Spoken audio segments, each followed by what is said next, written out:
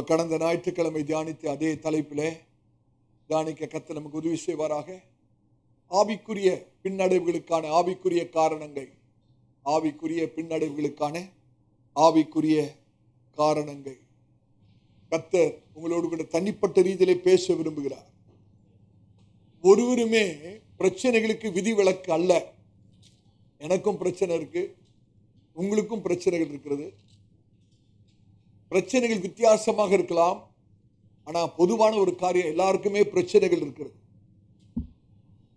இந்த பிரச்சனையிலே கர்த்தருடைய சகாயம், உதவி நமக்கு அவசியம். ஒரு கர்த்தருடைய பிள்ளைக்கு அவர்கள் சந்திக்கிற எல்லா சூழ்நிலையிலும் நமக்கு ஒத்தாசையாக இருக்கக்கூடியவர் நம்முடைய ஆண்டவராகிய இயேசு கிறிஸ்து. கர்த்தருடைய பரிசுத்த நாமத்துக்கு ஸ்தோத்திரம். யோபு தன்னுடைய வசனத்திலே அவர் சொல்லுகிற ஒரு காரியம் என்னவென்றால், யோபு 14ஆம் அதிகாரம் 1வது வசனத்திலே, ஸ்திரீனிடத்திலே பிறந்தவன் வாழ்நாள் குறைந்தவனும் சஞ்சலம் நிறைந்தவனுமாய் இருக்கிறான். இந்த வசனத்தை பார்த்திருக்கிறீங்களா? யோபு 14ஆம் அதிகாரம் 1வது வசனத்திலே, யோபு 14ஆம் அதிகாரம் 1வது வசனத்தில் யோபு பக்தன் சொல்லுகிறதான ஒரு வார்த்தை, ஸ்திரீனிடத்தில் பிறந்தவன் வாழ்நாள் குறைந்தவனும் சஞ்சலம் நிறைந்தவனுமா இருக்கிறான். இங்க யாராவது சொல்ல முடியுமா, எனக்கு பிரச்சனையே இல்லை, எனக்கு சஞ்சலமே இல்லை அப்படின்னு? யாருமே சொல்ல முடியாது. ஆனால் ஒரு கர்த்தருடைய பிள்ளைக்கும் ஒரு அவிசுவாசிக்கு என்ன வித்தியாசம் என்றால், நம்முடைய சஞ்சலத்திலே பிரச்சனையிலே நாம் தனியா இல்லை, கர்த்தர் நம்மோடு கூட இருக்கிறார். எத்தனை பேர் அதை அனுபவிச்சிருக்கிறீங்க? கர்த்தருடைய பரிசுத்த நாமத்துக்கு ஸ்தோத்திரம். நம்முடைய வாழ்க்கையிலே இப்படிப்பட்ட பிரச்சனைகள் வரும்போது 3 பகுதிகளை நாம் ஆராய வேண்டும். சில சமயத்தில் பிரச்சனைகள் நம்மை மூழ்கத்தக்கதாக, சமாளிக்க முடியாத அளவுக்கு பலவிதமான போராட்டங்களை சந்திக்கிற வேளையில நம்முடைய ஆவிக்குரிய வாழ்க்கையின் 3 பகுதிகளை நாம் நிதானித்து ஆராய்ந்து அறிய வேண்டும். நம்முடைய வாழ்க்கையிலே பிரச்சனைகள் பலவிதமான பிரச்சனைகள். சில சமயத்தில் சரீர பிரகாரமான பிரச்சனை, ஆவிக்குரிய பிரச்சனைகள், குடும்ப பிரச்சனைகள், பண கஷ்டங்கள் பிரச்சனைகள், மன ரீதியான பிரச்சனைகள், உறவு சம்பந்தமான பிரச்சனைகள், பலவிதமான பிரச்சனைகள் கூடாக நாம் கடந்து போகிறோம், சந்திக்கிறோம். ஆனால் இந்த பிரச்சனைகளிலே நாம் மூழ்கி போகும்படியாக அழைக்கப்படவில்லை. இந்த பிரச்சனைகளிலே நாம் ஜெயமாய் வெளியே வர கர்த்தரால் அழைக்கப்படும். 3 எபிரேய புருஷர்களை யோசித்து பாருங்கள். ஒரு பெரிய பிரச்சனைக்குள்ளாக போய்விட்டார்கள், அவர்களை தூக்கி போட்டுட்டார். ஒரு எரிகிற அக்கினி சூளை 7 times hotter பைபிள்ல போட்டு 7 மடங்கு அக்கினி அதிகரிக்கப்பட்டதான பயங்கரமான ஒரு சூழ்நிலை. அவர்களா போய் விழல, தூக்கி எறியப்பட்டார்கள். அநேக சமயத்தில் நாம் பிரச்சனைக்குள்ளாக தூக்கி எறியப்படுகிற ஒரு சூழ்நிலை. ஆனாலும் கர்த்தர் கூட நின்றாரா இல்லையா? அது மாத்திரமல்ல, கர்த்தர் அவர்களை எப்படி வெளியே கொண்டு வந்தார், அதான் முக்கியம். இயற்கைக்கு அப்பாற்பட்ட ரீதியில அந்த அக்கினியின் வாசனை கூட இல்லாதபடி வெளியே கொண்டு வந்தது மாத்திரமல்ல, வெளியே கொண்டு வந்த தேவன் மாகாணங்களிலே அவர்களை உயர்த்தினார். இதுதாங்க நம்முடைய தேவன். கர்த்தருடைய பரிசுத்த நாமத்துக்கு ஸ்தோத்திரம். மார்க் 4ஆம் அதிகாரத்திலே சீஷர்கள் படகிலே ஆண்டவராய் இயேசுவோடு பிரயாணப்பட்டு போகிறார்கள். ஒரு பெரிய கொந்தளிப்பு ஏற்படுகிறது. படகு மூழ்கத்தக்கதாக அலை மோதி அடிக்கிறது. கடல்லையே பிறந்து வளர்ந்த சீஷர்களுக்கே பயம் ஏற்படுகிறது. போதகரே, மடிந்து போகிறோம், கவலை இல்லையா? ஆனா படகு மூழ்கிச்சா? ஆண்டவராய் இயேசு இருக்கிற படகு ஒரு நாளும் மூழ்காது. நம்முடைய வாழ்க்கையிலே ஆண்டவர் இருக்கிறார், நாம் ஒரு நாள் மூழ்கி போவதில்லை. கர்த்தருடைய பரிசுத்த நாமத்துக்கு ஸ்தோத்திரம். ஆமென். ஒரு பகுதியை எடுத்து வாசிக்கலாம். 1 சாமுவேல் 4ஆம் அதிகாரம் 1லிருந்து 5 வசனங்கள். 1 சாமுவேல் 4ஆம் அதிகாரம் 1லிருந்து 5 வசனம். சாமுவேலின் வார்த்தை இஸ்ரவேலுக்கெல்லாம் வந்தது. இஸ்ரவேலர் பெலிஸ்தருக்கு விரோதமாய் யுத்தம் செய்ய புறப்பட்டு எபனேசருக்கு சமீபத்தில் பாளையம் இறங்கினார்கள். பெலிஸ்தரோ ஆப்பைக்கிலே பாளையம் இறங்கி இருந்தார்கள். பெலிஸ்தர் இஸ்ரவேலருக்கு விரோதமாய் அணிவகுத்து நின்றார்கள். யுத்தம் அதிகரித்து இஸ்ரவேலர் பெலிஸ்தருக்கு முன்பாக முறியடிக்கப்பட்டார்கள். அவர்கள் சேனையில் போர்க்களத்திலே ஏறக்குறைய 4000 பேர் வெட்டுண்டு போனார்கள். ஜனங்கள் திரும்ப பாளையத்துக்கு வந்தபோது இஸ்ரவேலின் மூப்பரானவர்கள், இன்று கர்த்தர் பெலிஸ்தருக்கு முன்பாக நம்மை முறியடித்ததென்ன? சீலோவில் இருக்கிற கர்த்தருடைய உடன்படிக்கை பெட்டியை கொண்டு வருவோம். அது நம்மை நம்முடைய பகையினரின் கைக்கு விலக்கி ரட்சிக்கும்படி நம்முடைய நடுவிலே வரவேண்டியது என்றார்கள். அப்படியே கேருபீன்களின் மத்தியிலே வாசமாயிருக்கிற சேனைகளின் கர்த்தருடைய உடன்படிக்கை பெட்டியை எடுத்து வர ஜனங்கள் சீலோவுக்கு சொல்லி அனுப்பினார்கள். அங்கே ஏலியின் 2 குமாரராகிய ஒப்னியும் பினகாசும் தேவனுடைய உடன்படிக்கை பெட்டி அண்டையில் இருந்தார்கள். கர்த்தருடைய உடன்படிக்கை பெட்டி பாளையத்திலே வருகிற போது இஸ்ரவேலர் எல்லாரும் பூமி அதிரத்தக்கதாக மகா ஆர்ப்பரிப்பாய் சத்தமிட்டார்கள். 10வது வசனத்தை வாசிங்க. அப்பொழுது பெலிஸ்தர் யுத்தம் பண்ணினார்கள். இஸ்ரவேலர் முறிந்து அவரவர் தங்கள் கூடாரங்களுக்கு ஓடிப்போனார்கள். மகா பெரிய சங்காரம் உண்டாயிற்று. இஸ்ரவேலிலே 30,000 காலாட்கள் விழுந்தார்கள். 11வது வசனம். தேவனுடைய பெட்டி பிடிக்கப்பட்டது. ஏலியின் 2 குமாரராகிய ஓப்னியும் பினகாசும் மாண்டார்கள். எனக்கு அருமையானவர்களே, கர்த்தருடைய ஜனங்களுக்கு தோல்வியா? ஏன் கர்த்தர் அதை அனுமதித்தார்?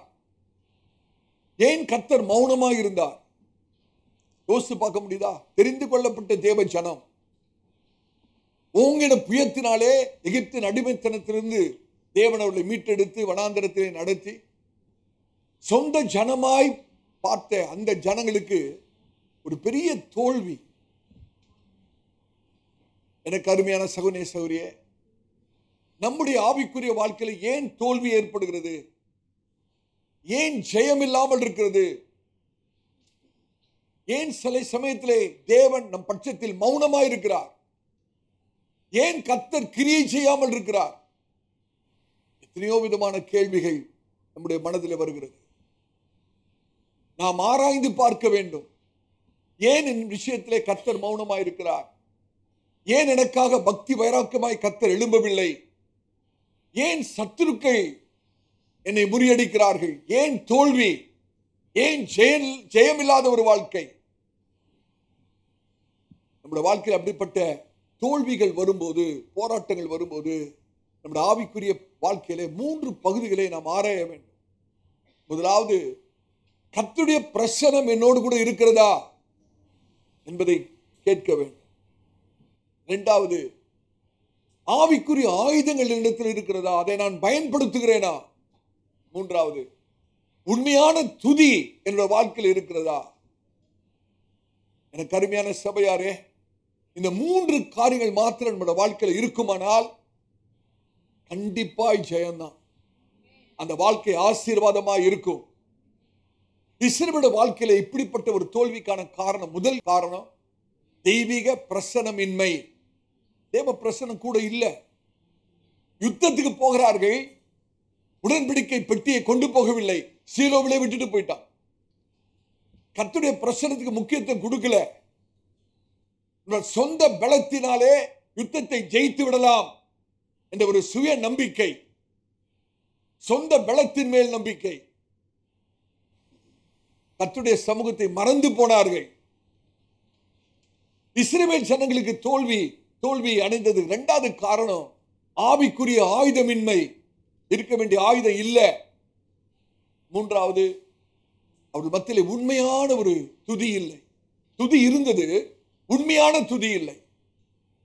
ஆவியானவர் நம்மோடு கூட பேச நீங்கள் விட்டுக் கொடுங்க. இந்த 3 காரியங்களை நாம் ஆராய்ந்து பார்க்கணும். இன்றைக்கு கர்த்தருடைய செய்தியை கேட்கிற கர்த்தருடைய பிள்ளைகள், உங்களுடைய வாழ்க்கையில் இப்படிப்பட்ட போராட்டம், ஒரு ஜெயமில்லாத வாழ்க்கை, ஒரு இக்கட்டான சூழ்நிலை இருப்பில் என்றால் இந்த 3 கேள்வியை கேட்கணும். கர்த்தருடைய பிரசன்னம் என்னோடு இருக்கா? இரண்டாவது, ஆவிக்குரிய ஆயுதங்கள் நான் பயன்படுத்துகிறேனா? மூன்றாவது, உண்மையான துதி என்னுடைய தனிப்பட்ட வாழ்க்கையில் இருக்கிறதா என்பதை நாம் ஆராய்ந்து பார்க்கணும். இஸ்ரவேல் ஜனங்களுடைய அந்த யுத்தத்திலே ஒரு பெரிய தோல்வி. பெலிஸ்தியர்கள் முறியடிக்கிறார்கள். தைரியமாய் போகிறார்கள். ஜெயம் நமக்கு தானே தைரியத்தோடு போகிறாங்க. ஆனா பெலிஸ்தருக்கு முன்பாக முறியடிக்கப்பட்டு எத்தனை பேர் விழுகிறார்கள்? 4000 பேர் விழுகிறார்கள். அந்த தோல்விக்கு பிறகுதான் தேவ பிரசன்னமே ஞாபகத்துக்கு வருது. அப்பதான் சொல்றாங்க, ஐயோ உடன்படிக்கை பெட்டியை சீலோவில் விட்டுட்டு வந்துட்டோமே அப்படின்னு சொல்லி உடன்படிக்கை பெட்டியை கொண்டு வரும்படியாக மூப்பர்களை சீலோவுக்கு அனுப்புகிறார்கள். இப்பொழுது உடன்படிக்கை பெட்டி இஸ்ரவேல் பாளையத்துக்குள்ளே வருகிறது. அந்த உடன்படிக்கை பெட்டி இஸ்ரவேல் பாளையத்துக்குள்ளே வரும்போது இஸ்ரவேல் ஜனங்கள் ஆரவாரம் பண்ணி பூமி அதிரத்தக்கதாக, அப்படிதான் வேதம் சொல்லுது, பூமி அதிரத்தக்கதாக ஆர்ப்பரிப்பாய் சத்தமிட்டார்கள், துதிக்க ஆரம்பிக்கிறார்கள். எனக்கு அருமையானவர்களே, இரண்டாவது விசை, முதல் விசையாவது எத்தனை பேர்? 4000 பேர். உடன்படிக்கை பெட்டி வந்த பிறகு எத்தனை பேர்? 30,000 பேர் கர்த்தருடைய ஜனங்களுடைய பாளையத்தில் விழுந்து போகிறார்கள். காரணம் என்ன? தேவ சமூகத்தை மறந்து போனதுதான். தோல்வி வந்தவுடனே தேவ சமூகம் வரணும், உடன்படிக்கை பெட்டி நம்ம இடத்துல வரணும்னு ஆள் அனுப்பி கொண்டு வராங்க. அதுக்கு பிறகும் தோல்விதான். காரணம் என்ன தெரியுமா? அவர்கள் தேவ சமூகத்தை நாடின நோக்கம் தவறு. உடன்படிக்கை பெட்டியை நாடின நோக்கம் தவறு. எதற்காக தேவ பிரசன்னம் அவர்களுக்கு? வெறும் ஜெயத்துக்காக. இன்னைக்கு தாழ்மையா கேட்கிறேன், கர்த்தருடைய பிரசன்னம் உங்களுடைய வாழ்க்கையில் எதற்கு பிரதர்? சௌரியே, கர்த்தருடைய பிரசன்னம் உங்களுக்கு எதற்கு? ஜெயத்துக்கா? ஆசீர்வாதத்துக்கா? பதவி உயர்வுக்கா? பண தேவைகள் சந்திக்கப்படுவதற்கா? சுகம் கிடைப்பதற்கா? எத்தனை பேர் சொல்ல முடியும், ஆண்டவரே உம்முடைய சமூகம் உம்மோடு கூட நான் ஐக்கியம் கொள்ளும்படியாக, என்னோட அன்பை உமக்கு வெளிப்படுத்தும்படியாக உம்முடைய சமூகம் எனக்கு வேண்டும். உம்முடைய சமூகம் ஜெயத்துக்காக அல்ல. துக்கத்தோடு சொல்றேன், இன்னைக்கு அநேகர் நம்முடைய ஆண்டவரை பயன்படுத்துறோம். யார் யாரை பயன்படுத்தணும்? ஆண்டவர் தான் என்ன பயன்படுத்தணும். நான் ஆண்டவரை பயன்படுத்தலாமா? Can we use God? Today many of us we are using God. யோசித்து பாருங்க, யாராவது ஒரு நபர் தன்னுடைய சொந்த ஆதாயத்துக்காக உங்களை பயன்படுத்துறாங்கன்னு உங்களுக்கு தெரிஞ்சிச்சுன்னா நீங்க அவங்ககிட்ட போவீங்களா? உங்களுடைய சொந்த ஆதாயத்துக்காக யாரோ ஒருத்தர் உங்களை பயன்படுத்துறாங்கன்னு வச்சு, ஜஸ்ட் யூஸ் பண்றாங்க, நீங்க அவங்ககிட்ட போவீங்களா? நீங்க அவங்களுக்கு உதவி செய்வீங்களா? செய்ய மாட்டோம்ல. எத்தனை சமயத்திலே ஆண்டவரை வெறும் யூஸ் பண்றோம். இதுக்கு ஆசீர்வாதத்துக்கு, விடுதலைக்கு, ஒரு ப்ரமோஷனுக்கு, ஒரு தேவைக்கு. தாழ்மையா சொல்றேன், ஆண்டவரை பயன்படுத்துறதை விட்டுருங்க. ஆண்டவர் தான் நம்மளை பயன்படுத்தணும். நம்ம ஆண்டவரை நம்முடைய ஆதாயத்துக்காக பயன்படுத்துறதுக்காக இல்லை. அவர் பயன்படுத்துவதற்காக அல்ல, அவரோடு கூட நாம் உறவு கொள்வதற்காக, ஐக்கியம் கொள்வதற்காக. கர்த்தருடைய பரிசுத்த நாமத்தை. அன்றைக்கு இஸ்ரவேல் ஜனங்கள் தேவனுடைய சமூகத்தை பயன்படுத்த முற்படுகிறார்கள். உடன்படிக்கை பெட்டி வந்துருச்சுன்னா நமக்கு ஜெயம் கிடைச்சிடும். இல்ல இல்ல, நீங்க கர்த்தர் நம்மோடு கூட பேசு. ஒரு தீர்மானம் பண்ண வேண்டும்.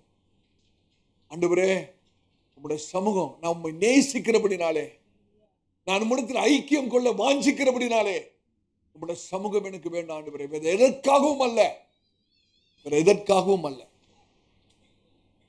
இன்னைக்கு காலையில் அதிகாலையிலே கர்த்தருடைய சமூகத்தில் நான் காத்திருந்தேன். ஒரு 4:30 மணி இருக்கும். அப்படியே கர்த்தருடைய சமூகத்தில் ஜெபித்துக் கொண்டிருந்த போது கர்த்தர் ஒரு காரியத்தை என்னோட மனதில் வைத்து உங்களிடத்தில் பகிர்ந்து கொள்ள முடியாது சொன்னார். இந்த காரியம் என்ன தெரியுமா? நல்ல நீங்க யோசித்து பாருங்க. கர்த்தர் எதை செய்தாலும் ஒரு காரணம் இல்லாமல் செய்கிறவர் அல்ல. எதை செய்தாலும் ஒரு காரணம் இல்லாமல் செய்கிறவர் அல்ல. கர்த்தர் நம்மளை சிட்சிப்பார் என்றால் அதற்கு பின்பாக ஒரு காரணம் இருக்கும். காரணம் இல்லாமலே கர்த்தர் நம்மளை சிட்சிப்பாரா? யோசிச்சு பாருங்க. ஒரு காரணம் இல்லை, கர்த்தர் நம்மளை சும்மா சிட்சிப்பாரா? அப்படிதானே? அப்ப கர்த்தர் நம்மளை சிட்சிக்கிறார், ஒரு சின்ன ஒரு சிட்சை கொடுத்து நம்மளை திருத்துகிறார் அப்படின்னா அதற்கு ஒரு காரணம் இருக்கிறது. அந்த காரணத்தை நம்ம அறிந்து நம்மளை சரி செய்து கொள்வோமானால் அந்த சின்ன சிச்சை நம்ம விட்டு போயிடும். எப்படி ஒரு காரணத்தோடு கூட கர்த்தர் நம்மளை சிட்சிக்கிறாரோ அதே போல கர்த்தர் உங்களை ஆசீர்வதிப்பதற்கும் ஒரு காரணம் இருக்கிறது. கர்த்தர் உங்களை ஆசீர்வதிக்கணும்னா அதுக்கு ஒரு காரணம் இருக்கணும். நம்ம நினைச்சிடறோம் நான் ஆண்டவர்கிட்ட ஜெபம் பண்ணா கர்த்தர் ஆசீர்வதிச்சிருவாரு. எத்தனை பேர் அப்படி நினைச்சிட்டு இருக்கோம்? நான் ப்ரே பண்ணா போதும் கர்த்தர் ஆசீர்வதிச்சு. இல்ல சகோதரனே, அது வேதத்தின் அடிப்படையான சத்தியம் அல்ல. ஜெபிக்கிறது நல்லது, கர்த்தர் ஜெபத்தை கேட்பார். ஆனா கர்த்தர் உங்களை ஆசீர்வதிப்பதற்கு ஒரு காரணம் வேண்டும். காரணம் இல்லாம அவர் ஒன்னையும் செய்கிறவர் அல்ல. ஒரு சிட்சிக்கணும்னா ஒரு காரணம், கர்த்தர் உங்களை ஆசீர்வதிக்கணும்னா ஒரு காரணம். எத்தனை பேருக்கு விளங்குது நான் சொல்றேன்? எத்தனை பேருக்கு கர்த்தர் உங்களை ஆசீர்வதிக்கணும்னு விருப்பம்? உங்களுடைய குடும்பத்தை, உங்களுடைய பிள்ளைகளை, நீங்க செய்கிறதான காரியங்களை கர்த்தர் ஆசீர்வதிக்கணுமா? கர்த்தருக்கு ஒரு காரணம் இருக்கணும். கர்த்தரை பிரியப்படுத்தத்தக்கதான காரியங்களை செய்யணும். கர்த்தர் பிரியப்படணும். யோசிச்சு பாருங்க, ஒரு சின்ன மகள் தன் அப்பாவுக்கு அப்படியே கீழ்ப்படிந்து அப்பாவுக்கு பிரியமா ஒரு சின்ன மகள் நடந்து கொள்வானா, அந்த சின்ன மகள் அப்பா விட்டு எனக்கு இது வேணும் அது வேணும்னு கேட்க வேண்டிய அவசியமே இல்லை. கேட்காமலேயே அன்பின் நிமித்தம் தகப்பன் அந்த பிள்ளைக்கு செய்ய வேண்டியது எல்லாத்தையும் செய்திருவார். அப்படிதானே? ஒரு மகள் தகப்பனுக்கு கீழ்ப்படியாம முரட்டாட்டம் பண்ணிட்டு இருந்தா தகப்பனுக்கு அந்த பிள்ளைக்கு ஏதாவது செய்யணும்னு மனசு வருமா? இயற்கையா பேசு. பெற்றோர்கள் நிறைய பேர் இருக்கீங்க. உங்களோட குடும்பத்தில் பிள்ளைகள் கீழ்ப்படுகிற பிள்ளைகளும் இருப்பாங்க, கீழ்ப்படியாம பிள்ளைகளும் இருப்பாங்க. உங்களுடைய அன்பு உங்களுடைய நீ செய்ய வேணும்னு ஏங்கி தவித்து தியாகமாய் எந்த பிள்ளைக்கு நம்ம செய்வோம்? கீழ்ப்படுகிற பிள்ளைக்கு தான். அப்ப தேவனிடத்தில் நம்ம ஒரு காரியத்தை பெற வேண்டுமானால் தேவனுக்கு பிரியமான காரியங்களை நாம் செய்ய வேண்டும்.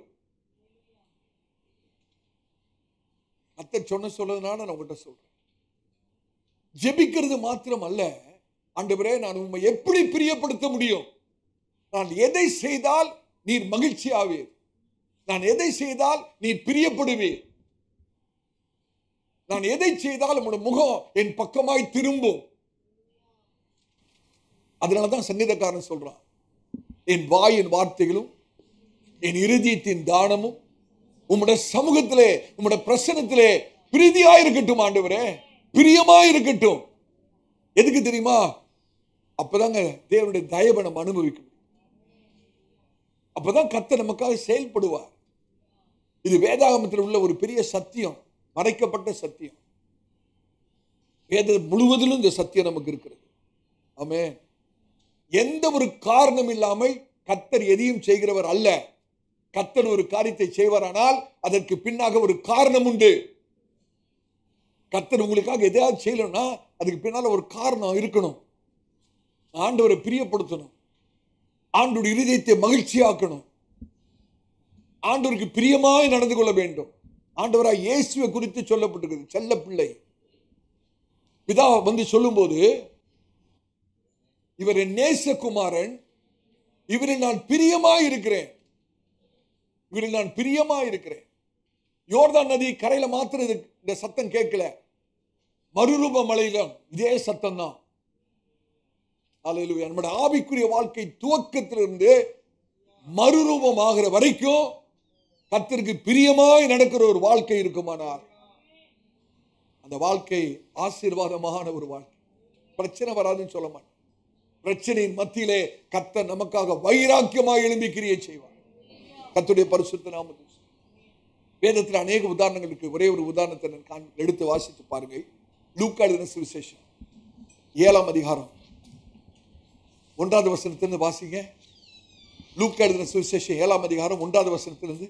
அவர் தம்முடைய வார்த்தைகளையெல்லாம் ஜனங்களுடைய காதுகள் கேட்கும்படி சொல்லி முடித்த பின்பு கப்பர்நகூமுக்கு போனார். அங்கே 100க்கு அதிபதியாகிய ஒருவனுக்கு, நல்ல கவனிங்க, அங்கே 100க்கு அதிபதியாகிய ஒருவனுக்கு பிரியமான வேலைக்காரன் வியாதிப்பட்டு மரண அவஸ்தையாயிருந்தான்.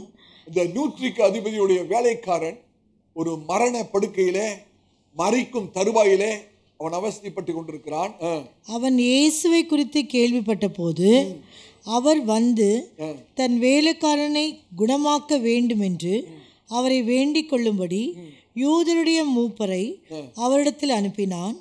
அவர்கள் இயேசுவிடத்தில் வந்து, நல்ல கவனிங்க, அவர்கள் இயேசுவிடத்தில் வந்து அவரை கருத்தாய் வேண்டிக் கொண்டு, அவரை கருத்தா என்ன ஆண்டவரே, நூற்றுக்கு அதிபதி வீட்டுக்கு வந்து அந்த வேலைக்காரனை தொட்டு நீ சுகமாக்க வேண்டும் என்று சொல்லி அவர்கள் இயேசுவிடத்தில் வந்து அவரை கருத்தாய் வேண்டிக் கொண்டு, நீர் இந்த தயவு செய்வதற்கு அவன் பாத்திரனாய் இருக்கிறான். சகோதரனே, சகோதரியே, கர்த்தர் நமக்கு தயவு செய்வதற்கு நம் பாத்திரவான்களா மாறணும். நீங்க பாத்திரவானா மாறணும். ஒருவேளை நீங்க கேட்கலாம், கர்த்தர் கிரியையை பார்த்து என்ன ஆசீர்வதிக்கிறவரா? ரட்சிப்புக்கு கிரியை வேண்டாம். கிருபையினாலே விசுவாசத்தை கொண்டு நாம் ரட்சிக்கப்பட்டோம். ரட்சிப்புக்கு கிரியை அவசியம் இல்லை. ஆனால் ரட்சிக்கப்பட்ட பிறகு எல்லாவற்றுக்கும் கிரியை வேண்டும். நற்கிரியைகள் வேண்டும், நீதியின் கிரியைகள் வேண்டும், பரிசுத்த கிரியைகள் வேண்டும். எதையாவது செய்யணும். பவுல் சொல்றாரு, உங்களுடைய ரட்சிப்பு நிறைவேற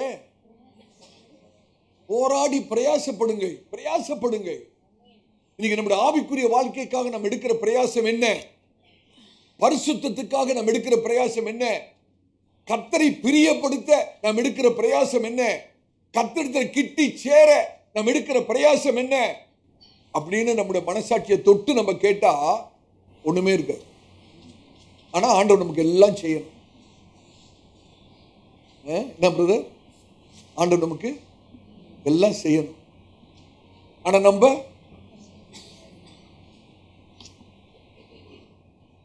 வேதம் வாசிக்கிறதுக்கு நேரம் இருக்காது, ஜெபிக்கிறதுக்கு நேரம் இருக்காது, சபைக்கு வர்றதுக்கு நேரம் இருக்காது, செமினாருக்கு வர்றதுக்கு நேரம் இருக்காது. ஆனா கர்த்தர் நமக்கு எல்லாம் பண்ணிடணும். பிரயாசம் இருக்கிறதா? கர்த்தரை பிரியப்படுத்த பிரயாசம் இருக்கிறதா? இந்த இடத்துல அதை சொல்றாங்க பாருங்க. இந்த வார்த்தை என்னை அதிகமாய் தொட்டது. அவர் இயேசுவிடத்தில் வந்து அவரை கருத்தாய் வேண்டிக் கொண்டு, நீர் இந்த தயவு செய்வதற்கு அவன் பாத்திரவானாய். மற்றவங்க எல்லாம் சொல்றாங்க, ஆண்டவரே நீர் இந்த தயவு செய்யறதுக்கு இந்த மனுஷன்கிட்ட பாத்திரவானா இருக்கிறான். அடுத்த வசனத்தை வாசி பாருங்க. அவன் நம்முடைய ஜனத்தை நேசிக்கிறான். அவன் நம்முடைய ஜனத்தை நேசிக்கிறான். நமக்கு ஒரு ஜெப ஆலயத்தையும் கட்டினான் என்றார்கள். அவன் நமக்கு ஒரு ஜெப ஆலயத்தையும் கட்டினான் என்றார்கள். அப்பொழுது இயேசு அவர்களுடனே கூட போனார். ஆண்டவர் இயேசு கூட போணுமா? ஆண்டவர் இயேசு கூட போணுமா? உங்களோட போணுமா? ஏதாவது செய்யணும், ஏதாவது செய்யணும். அவங்க சொல்றாங்க பாருங்க, என்ன சாட்சி பாருங்க. அவன் நம்முடைய ஜனத்தை நேசிக்கிறான், நமக்கு ஒரு ஜெபாலயத்தை கட்டினான். அடுத்த வசனம், அப்பொழுது இயேசு அவர்களுடைய கூட போனார். அப்ப கர்த்தர் ஆண்டவராய் இயேசு அந்த மனுஷன் வீட்டுக்கு போறதுக்கு ஒரு காரணம் இருக்கா இல்லையா? இயேசு நம்ம வீட்டுக்கு வரதுக்கு ஒரு காரணம் இருக்கணுமா வேணாம்? ஆண்டவர் நமக்கு உதவி செய்யறதுக்கு காரணம் இருக்கணுமா வேண்டாம்? கர்த்தர் நம்மளை ஆசீர்வதிக்கிறதுக்கு ஒரு காரணம் இருக்கணுமா வேண்டாம்? நம்ம என்ன நினைச்சுக்கிறோம்னா, நம்ம ஆண்டோட பிள்ளை ஆயிட்டோம், நம்ம பேசாம உட்கார்ந்துருந்தா போதும், ஆண்டவர் எல்லாம் செய்திருவார். வெறும் ஜெபிச்சா போதும். நம்ம செய்ய வேண்டியது அந்த பகுதியை நீங்க தொடர்ந்து வாசித்து பாருங்கள். அப்பொழுது இயேசு அவர்களுடைய கூட போனார்.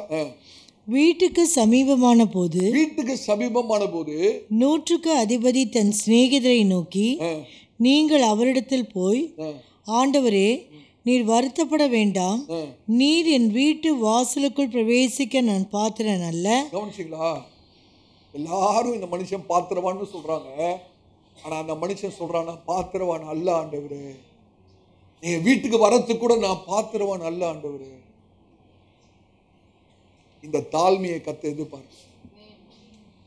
இந்த தாழ்மை ஆண்டவர் ரொம்ப ஆண்டோட உள்ளத்தை பூரிப்பாக்கு.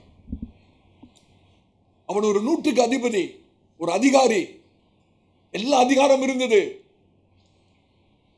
இவரு தான் வந்து மூப்பர் அனுப்பி ஆண்டவர் இயேசுவை கூட்டிட்டு வான்னு சொன்னதே. ஆண்டவராகிய இயேசு இடத்துல வந்து சொல்றாங்க, இந்த மனுஷன் பாத்திரவான், உங்களுடைய தயவை பெறுகிறதுக்கு பாத்திரவானா இருக்கிறான். இப்ப ஆண்டவர் வீட்டுக்கு சமீபமா வந்தபோது இன்னொரு ஆள் அனுப்பிச்சு, தயவு செய்து ஆண்டவர் எங்க வீட்டுக்கு வரவேணான்னு சொல்லிருங்க. ஏன் தெரியுமா? ஆண்டவர் என் வீட்டுக்கு வரத்துக்கு எனக்கு என்ன இல்லை, தகுதி இல்லை, நான் பாத்திரவான் அல்ல. இந்த தாழ்மை தாங்க, இந்த தாழ்மை ஒரு ஆண்டவர் அந்த வீட்டில் ஒரு அற்புதம் செய்வதற்கு இந்த தாழ்மை ஒரு காரணமாய் மாறி. ஆண்டவர் ஏதாச்சும் ஒரு காரணம் வேணும். ஆமே. 7வது வசனத்தை வாசிங்க. நான் உம்மிடத்தில் வரவும் என்னை பாத்திரனாக எண்ணவில்லை, என்னை நான் பாத்திரவானாக எண்ணவில்லை. ஒரு வார்த்தை மாத்திரம் சொல்லும். ஒரு வார்த்தை மாத்திரம். விசுவாசம். அந்த மனுஷனிடத்துல தாழ்மை இருந்தது, அந்த மனுஷனிடத்துல விசுவாசம் இருந்தது, கர்த்தருடைய வார்த்தையிலே விசுவாசம் இருந்தது. அப்பொழுது என் வேலைக்காரன் சுத்தமாவான். நான் அதிகாரத்துக்கு கீழ்ப்பட்டவனாயிருந்தும் எனக்கு கீழ்ப்பட்டிருக்கிற சேவகரும் உண்டு. நான் ஒருவனை போவென்றால் போகிறான், மற்றொருவனை வாவென்றால் வருகிறான். என் வேலைக்காரனை இதை செய்யென்றால் செய்கிறான் என்று நான் சொன்னதாக சொல்லுங்கள் என்று அவர்களை அனுப்பினான். இயேசு இவைகளை கேட்டு அவனை குறித்து ஆச்சரியப்பட்டு திரும்பி தமக்கு பின் செல்கிற திரளான ஜனங்களை நோக்கி, இஸ்ரவேலருக்குள்ளும் நான் இப்படிப்பட்ட விசுவாசத்தை காணவில்லை என்று உங்களுக்கு சொல்லுகிறேன் என்றார். இப்படிப்பட்ட காரியத்தை நான் இதுவரைக்கும் கண்டதே இல்லைன்னு சொல்லி. அப்ப கர்த்தர் ஒரு அற்புதத்தை செய்யணும்னா ஆண்டவர் ஒரு காரியத்தை பார்க்கணும்.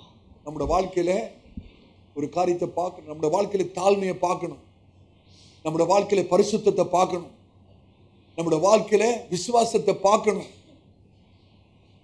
ஆண்டவர் காரணம் இல்லாமல் ஒன்றையும் செய்கிறவர் அல்ல. ஆண்டவர் உங்களுக்காக எதையாவது செய்யணும்னா ஆண்டவர் பார்க்கத்தக்க காரியம் நம்முடைய வாழ்க்கையில காணப்படணும். ஆண்டவருக்கு பிரியப்படுத்துகிற காரியங்களை கர்த்தர் நம்முடைய வாழ்க்கையில பார்க்கணும். எத்தனை பேருக்கு விளங்குது? ஒரு தீர்மானம் பண்ணணும், ஆண்டவரே உம்மை பிரியப்படுத்த நான் எதையாகவே செய்யணும். நம்ம இடத்துல ஆண்டவர் பணத்தையும் பொருளையும் கேட்கல. நம்முடைய இருதயம், வேதம் என்ன திரும்ப சொல்றது? அவர் மேல் மனமகிழ்ச்சியாயிருங்கள், அவர் உங்களுடைய இருதயத்தின் வாஞ்சிகள் எல்லாம் வேண்டுதெல்லாம் நிறைவேற்றுவார். அவர்கிட்ட சொல்லக்கூட வேண்டாம்.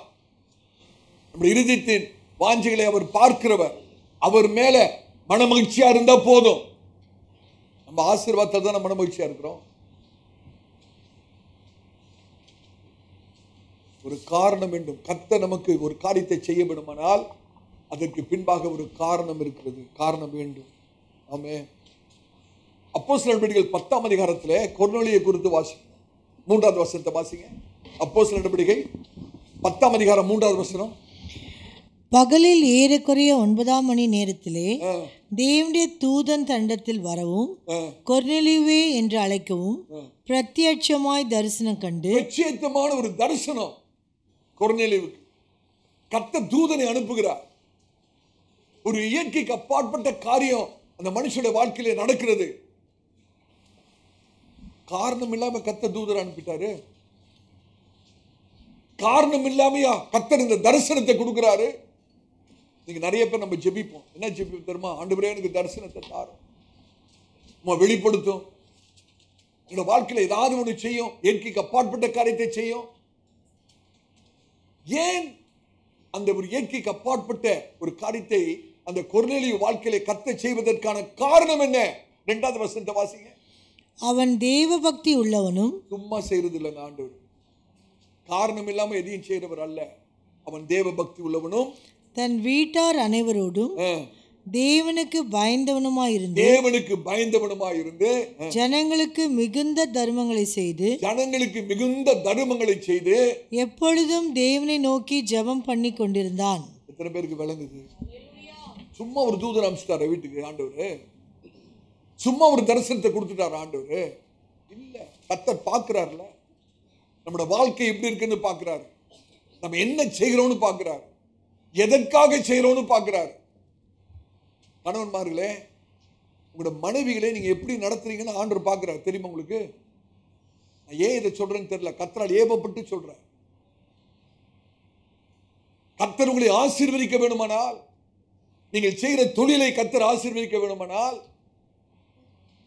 நீங்க உங்க மனைவியை எப்படி நடத்துறீங்கன்னு கர்த்தர் பார்க்கிறார்.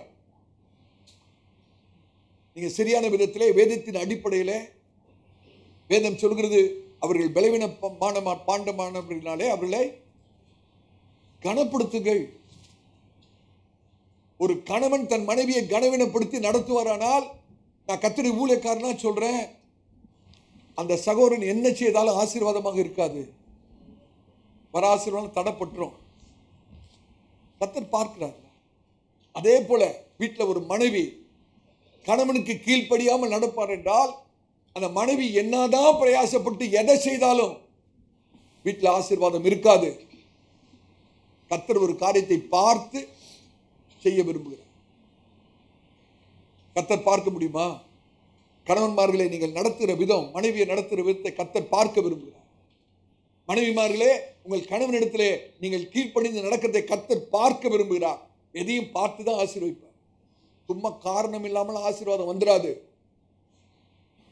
நான் ஒவ்வொரு நாளும் காலையில் ஜெபிக்கிறேன், வேதத்தை வாசிக்கிறேன், பாஸ்டர்ட்ட போய் ஜெபம் பண்ணிக்கிறேன்.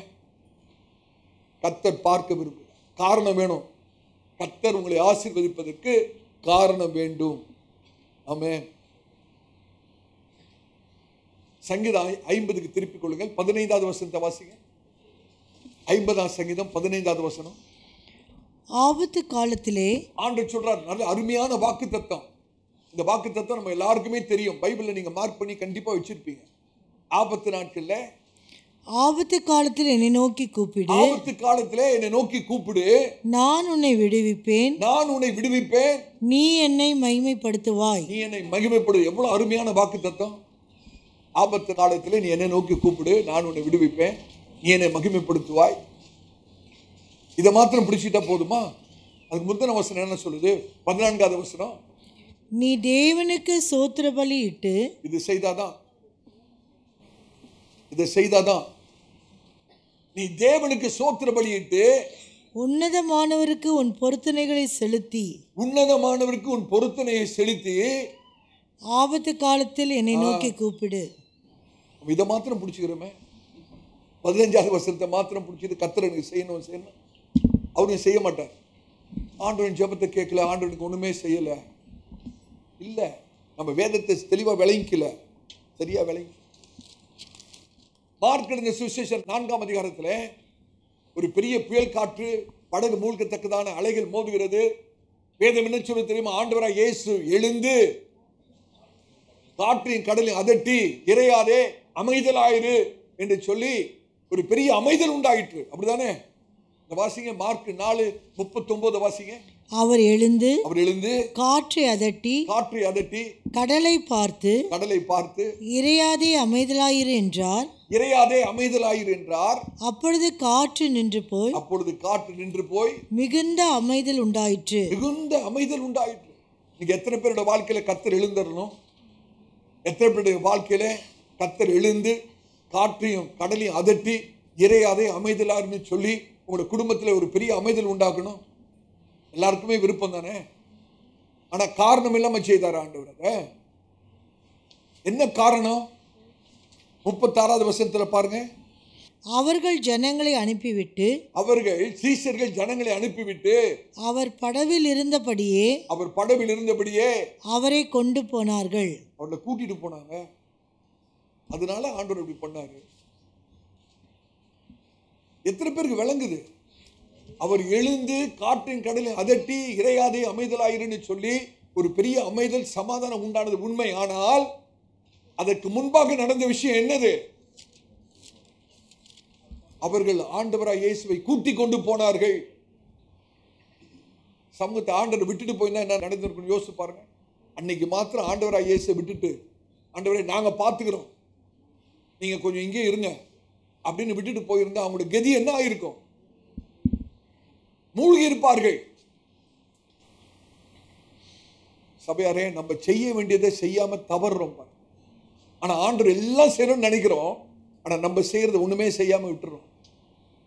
ஆனா கர்த்தர் ஆசீர்வதிக்க எதிர்பார்க்கிறோம். அப்படி நடப்பதல்ல, அப்படி காரியங்கள் நடக்காது. ஹல்லேலூயா. ஒரு பரிசுத்தவன் இப்படியாக சொன்னார், உங்களுக்கு விரோதமாக ஒரு சோதனை வரும்போது,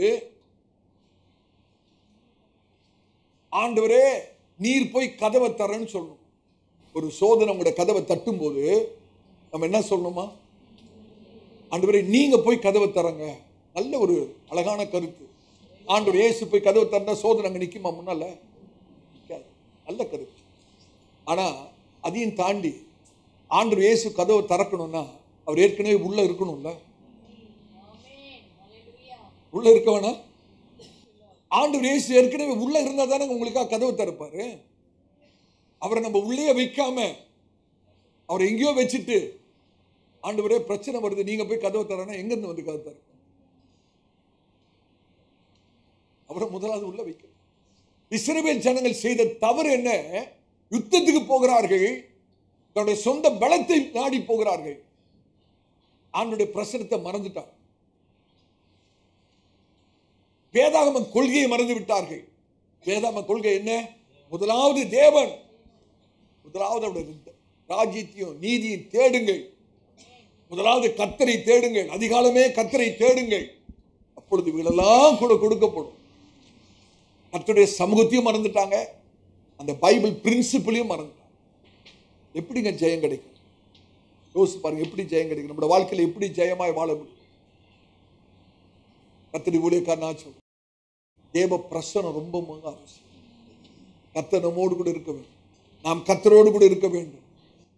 எதை மறந்தாலும் தேவ சமூகத்தை மறந்துடாது. எதை எடுத்துக்கிட்டு போற மறந்தாலும் கர்த்தரை கூட்டிட்டு போற மறந்துடாது. சகோதரமார்களே, வீட்டை விட்டு காலையில வெளியே போகும்போது ஆண்டவரை கூட்டிகிட்டே போ. எங்க போனாலும் ஆண்டவரை கூட்டிட்டு போ. கர்த்தர் நம்மோடு கூட இருப்பாரானா? பிரச்சனை வராதுன்னு சொல்ல மாட்டேன், பிரச்சனைகள் வரும். கர்த்தர் ஜெயமாய் நடத்துவார். ஜெய கிறிஸ்து நமக்கு முன்பாய் கடந்து போவார். கர்த்தருடைய பரிசுத்த நாமத்துக்கு. அதுதான் முதல் குறிப்பு. இஸ்ரவேல் ஜனங்களோடு தேவ பிரசனம் இல்லை. தோல்வி, தோல்விக்கு பிறகு தேவ பிரசனத்தை நாடினார்கள். ஆனால் அன்பு நிமித்தம் அல்ல, ஜெயத்திற்காக நாடினார்கள். தவறான நோக்கம். அவர்கள் உடன்படிக்கை பெட்டியை தேடி போனது நோக்கம் தவறு. இன்னைக்கு நம்ம எதற்காக வேதம் வாசிக்கிறோம், எதற்காக ஜெபிக்கிறோம், எதற்காக ஆலயத்துக்கு வருகிறோம், எதற்காக ஆராதிக்கிறோம், மிக மிக முக்கியம். நம்ம செய்கிறதை மனுஷர்கள் பார்க்கிறார்கள், ஆனால் நாம் செய்கிற நோக்கத்தை கர்த்தர் பார்க்கிறார். எதுக்காக நம்ம செய்கிறோம், எதுக்காக ஜெபம் பண்றோம், எதுக்காக வேதம் வாசிக்கிறோம்? ஆசீர்வாதத்துக்காக, விடுதலைக்காக இல்ல ஆண்டவரே, என் உறவுக்காக. உடைய ஜீவனையே எனக்கு கொடுத்தீர், உடைய பரிசுத்த ரத்தத்தை எனக்காய் சிந்தினீர். நீ என்னுடைய ஆத்தும நேசர். ஆத்தும நேசர். நாம தேடி ஓடி வர்றதுக்கு காரணம் நீ என்னுடைய ஆத்தும நேசர். தேவைக்காக நம்ம இடத்துல ஓடி வரல, பிரச்சனைக்காக ஓடி வரவில்லை, விடுதலைக்காக இடத்துல ஓடி வரவில்லை, ஆசீர்வாதத்துக்காக ஓடி வரவில்லை. நான் இடத்துல ஓடி வருவதற்கு காரணம் நீ என்னுடைய ஆத்தும நேசர். இந்த நோக்கம் சரியா இருந்தா நம்முடைய வாழ்க்கையில ஜெயம் தான். சத்துரு ஒரு நாள் நம்மை மேற்கொள்ள முடியாது. எத்தனை பேர் விசுவாசிக்கிறோம்? கர்த்தருடைய பரிசுத்த நாமத்துக்கு மகிமை உண்டாகும். இரண்டாவது குறிப்புக்குள்ள போவோம். இஸ்ரவேல் ஜனங்களுக்கு அன்றைக்கு தோல்வி வந்ததுக்கான இரண்டாவது காரணம் என்னவென்றால் ஆயுதம் இல்லாததுதான். ஆயுதங்கள் இல்லை. எடுத்து வாசிங்கள் அந்த வசனத்தை. 1 சாமுவேல் 13ஆம் அதிகாரம் 22வது வசனம். 1 சாமுவேல் 13ஆம் அதிகாரம் 22வது வசனம். யுத்த நாள் வந்தபோது, யுத்த நாள் வந்தபோது சவுலுக்கும் அவன் குமாரனாகிய யோனத்தானுக்குமே அன்றி சவுலோடும் யோனத்தானோடும் இருக்கிற ஜனங்களில் ஒருவர் கையிலும் பட்டயமும் ஈட்டியும் இல்லாதிருந்தது. பட்டயமும் இல்ல, ஈட்டியும். மறுபடியும் வசனத்தை வாசிங்க. 13ஆம் அதிகாரம் 22வது வசனம். யுத்த நாள் வந்தபோது, யுத்த நாள், பிரச்சனை நாள் வந்தபோது, இக்கட்டான சூழ்நிலை நாள் வந்தபோது சவுலுக்கும் அவன் குமாரனாகிய யோனத்தானுக்குமே அன்றி சவுலோடும் யோனத்தானோடும் இருக்கிற ஜனங்களில் ஒருவர் கையிலும் பட்டயமும் ஈட்டியும் இல்லாதிருந்தது. பட்டயமும் ஈட்டியும் இல்லாதிருந்தது. சிந்தித்து பார்க்க வேண்டிய ஒரு விஷயம். யுத்தத்துக்கு போகிறார்கள், ஆயுதம் இல்லை. நீங்க அநேக கர்த்தருடைய பிள்ளைகளுடைய வாழ்க்கையின் அனுபவம் இதுதான். ஆவிக்குரிய யுத்தத்துக்கு போகிறாங்க, ஆவிக்குரிய ஆயுதங்கள் இல்லை. நம்ம ஆவிக்குரிய ஆயுதங்களை குறித்து தெளிவாய் நாம் கற்றிருக்கிறோம். நம்மளோட வாழ்க்கையில் இந்த ஆவிக்குரிய ஆயுதங்கள் இருக்கிறதான்னு ஆராய்ந்து பார்க்க. சில பேர்ட்ட ஆயுதங்கள் இருக்கும், பயன்படுத்தாம வச்சிருப்பாங்க. எனக்கு அருமையானவர்களே, நீங்க கர்த்தர் நம்மோடு கூட பேசு. இஸ்ரவேல் ஜனங்களுக்கு இருந்த பிரச்சனை என்ன தெரியுமா? தேவன் இருந்த இடத்துல எங்களுக்கு ஒரு ராஜா வேணும்னு கேட்டதுதான் பிரச்சனை. தேவனே அவர்களை ஆளுகை செய்து அருமையாய் அற்புதமாய் நடத்தி வந்த சூழ்நிலையிலே ஒரு காலகட்டத்தில் அவர்கள் சொல்றாங்க, எங்களுக்கு ஒரு ராஜா வேணும். அவங்க என்ன பண்ணாங்க தெரியுமா? they were replacing God with an earthly king. தேவனுக்கு பதிலாக ஒரு ராஜாவை கேட்கிறார். கர்த்தரும் அவருடைய இருதயத்தை அந்த அந்த அந்த அந்த வாஞ்சியை கர்த்தர் தீர்க்கிறார் பாரு. சரி, உனக்கு ராஜா தானே வேணும், நான் என் மீது நான் உன்னை நடத்த வேணாம்ல, உனக்கு ராஜா தானே வேணும்னு சொல்லி கர்த்தர் சவுலை இஸ்ரவேலின் ராஜாவாக ஏற்படுத்துகிறார். சவுலோட வாழ்க்கை நமக்கு நல்லா தெரியும். துவக்கத்திலே தாழ்மையாக இருந்த மனுஷன், பின் நாட்களிலே அவன் கீழ்ப்படியாமல் போய் தேவனை துக்கப்படுத்தி அவனுடைய ராஜ்யம் அவனை விட்டு விலகிற்று. நல்லா யோசித்து பாருங்க, நல்லா யோசிச்சு. இஸ்ரவேல் ஜனங்கள் அவனுடைய சரித்திரத்தை வாசித்தீங்கன்னா அடிக்கடியாக இந்த பிலிஸ்தீனால அவங்களுக்கு பிரச்சனை இருந்துகிட்டே இருந்தது. அநேக சமயத்திலே கர்த்தர் செயல்படவே இல்லை. கர்த்தர் அவருடைய விஷயத்திலே மௌனமாக இருந்து விட்டார். அநேக சத்துருக்கள் அவர்களை மேற்கொள்கிறார்கள். அநேக யுத்தத்திலே தோல்வி அடைகிறார்கள். சத்துருடைய ஒரு தந்திரமான காரியம் என்ன தெரியுமா? நல்ல கவனிங்க, தயவு செய்து கவனிங்க. இந்த ஆயுதங்களை செய்கிற கொள்ளர்கள் இல்லாமல் போய்விடுவார். இஸ்ரவேலுக்குள்ளே ஆயுதங்களை செய்கிற கொள்ளர்கள் இல்லாமல் போய்விடுவார். ஆயுதங்களை செய்கிற கொள்ளர்கள் இல்லாமல் போனா என்ன ஆகும்? ஆயுதங்கள் இருக்காது. எடுத்து அந்த அதே பகுதியில் அந்த வசனத்தை வாசிங்க. 1 சாமுவேல் 13ஆம் அதிகாரம் 19-20 வாசிங்க. 1 சாமுவேல் 13ஆம் அதிகாரம் 19-20. எபிரேயர் பட்டயங்களை ஆகிலும், எபிரேயர்கள் பட்டயங்களை ஆகிலும், ஈட்டிகளை ஆகிலும் உண்டு பண்ணாதபடிக்கு பார்த்து கொள்ள வேண்டும் என்று பெலிஸ்தர் சொல்லியிருந்தபடியால் இஸ்ரவேல் தேசத்தில் எங்கும் ஒரு கொல்லன் அகப்படவில்லை. எங்குமே கொள்ளர் அகப்படவில்லை. இஸ்ரவேலர் யாவரும் அவரவர் தங்கள் கொழு விரும்புகளையும் தங்கள் மண் வெட்டிகளையும் தங்கள் கோடரிகளையும் தங்கள் கடப்பாறைகளையும் தீட்டி கூர்மையாக்குகிறதற்கு பெலிஸ்தர் இடத்துக்கு போக வேண்டியதாயிருந்தது. கொள்ளர்கள் இல்லை.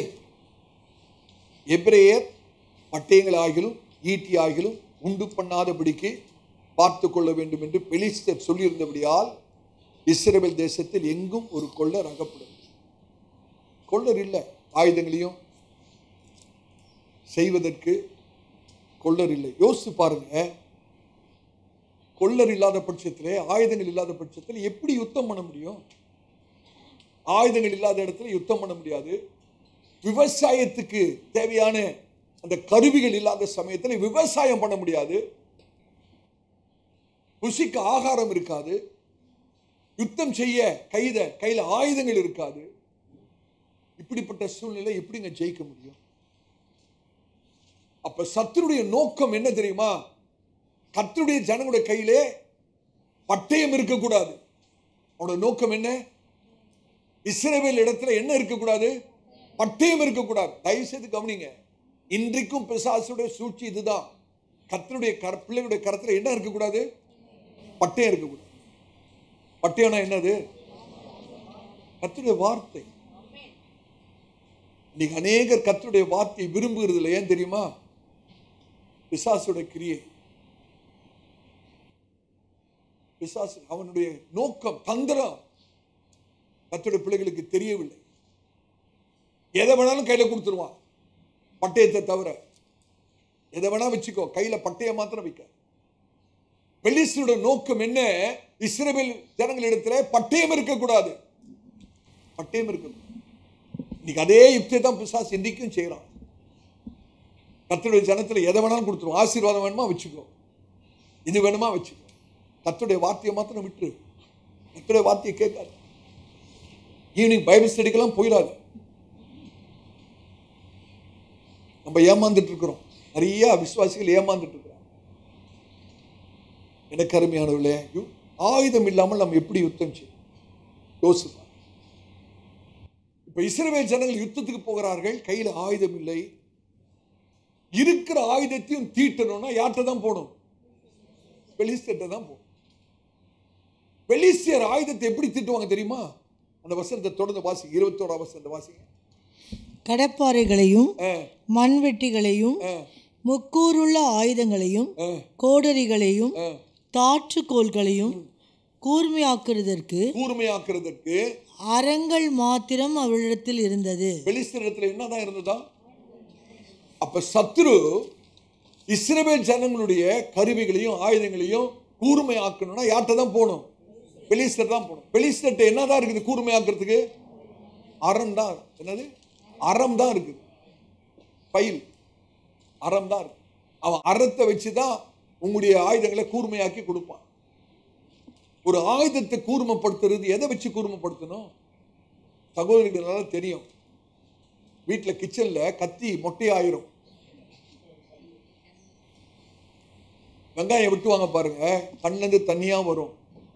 ஆனா வெங்காயம் வெட்டாது, கத்தி மொக்கையா இருக்கும். இவங்க போய் என்ன திரும்ப பண்ணுவாங்க? நம்ம சகோதரிகள் கத்தி எடுத்துட்டு போய் அந்த செவுத்துல வச்சு 4 தேய்ச்சா போதும், கத்தியே ஒண்ணு இல்லாம ஆயிரும். அதுக்கு பிறகு அந்த கத்தி யூஸ் பண்ணவே முடியாது. எதை வச்சு தீட்டணும்? அறத்தை வச்சு தீட்டக்கூடாது. அறத்தை வச்சு தீட்டினா என்ன ஆகும்? பெலிஸ்தர் கையில ஆயுதங்களை கூர்மைப்படுத்துறதுக்கு அறம் தான் இருக்கு. அறத்தை வச்சு நீங்க தீட்டினீங்கன்னா தூள் விழும். பாத்தீங்களா? இரும்பு தூள்லாம் கீழே விழும். அந்த கத்தியோட ஸ்ட்ரென்த் போயிடும், வெயிட் போயிடும். பிசாசோட நோக்கமே அதுதான். உங்களோட ஆயுதங்களை நீ கொண்டு வா, நான் உனக்கு தீட்டி கொடுக்குறேன்னு. அவன் அறத்தை வச்சு தீட்டும் போது அப்படியே இரும்பு தூளா கொட்டும். அந்த கத்தியோட வெயிட் குறைஞ்சிரும், பிரயோஜனம் இல்லாம போயிடும். தீட்டுறதுக்கு வேற விதம் இருக்கு. சாண பிடிக்கிறோம் வருவான்.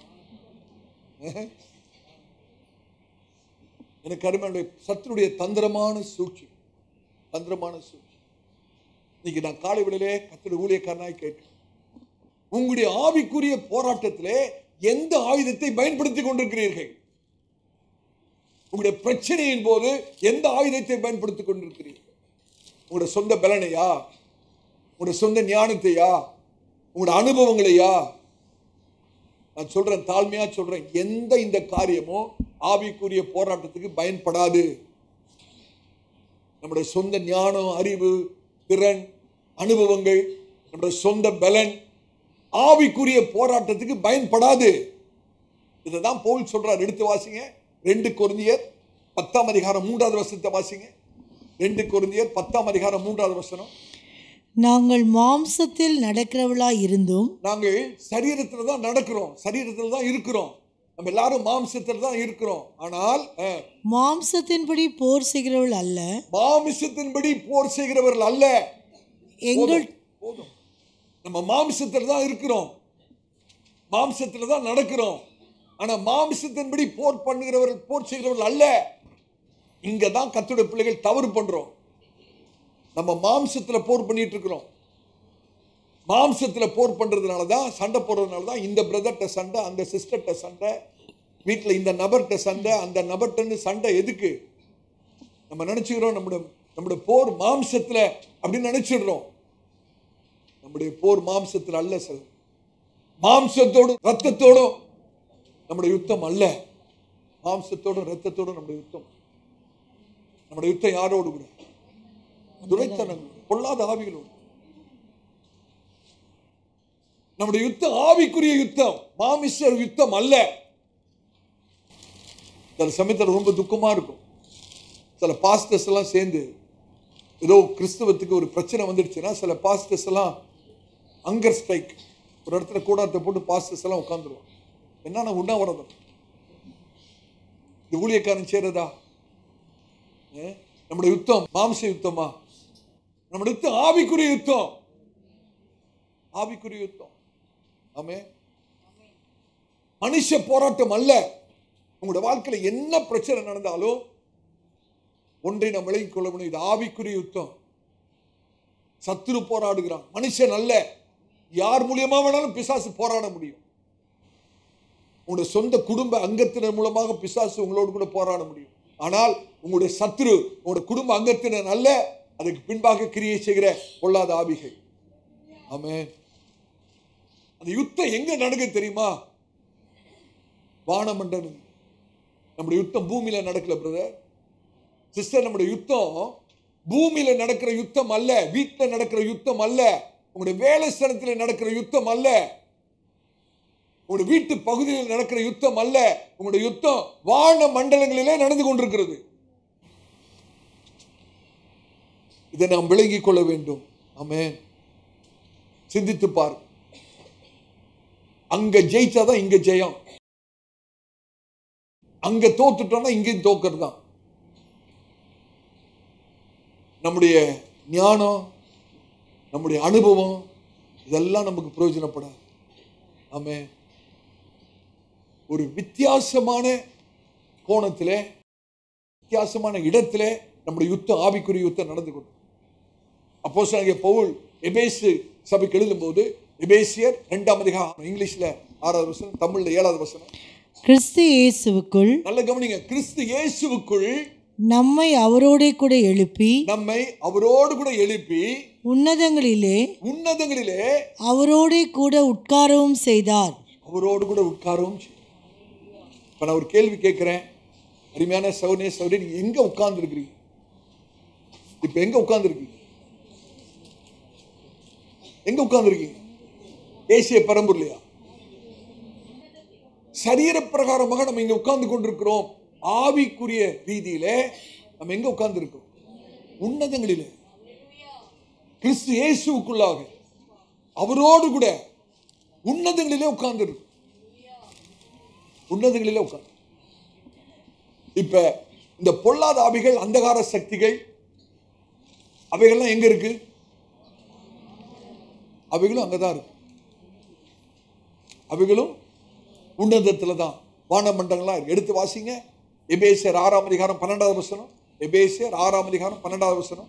ஏனெனில் மாம்சத்தோடும் இரத்தத்தோடும் அல்ல, மாம்சத்தோடும் இரத்தத்தோடும் அல்ல, துரைத்தனங்களோடும் அதிகாரங்களோடும் இப்பிரபஞ்சத்தின் அந்தகார லோகாதிபதிகளோடும் வான மண்டலங்களில் உள்ள பொல்லாத ஆவிகளின் சேனைகளோடும் நமக்கு போராட்டம் உண்டு.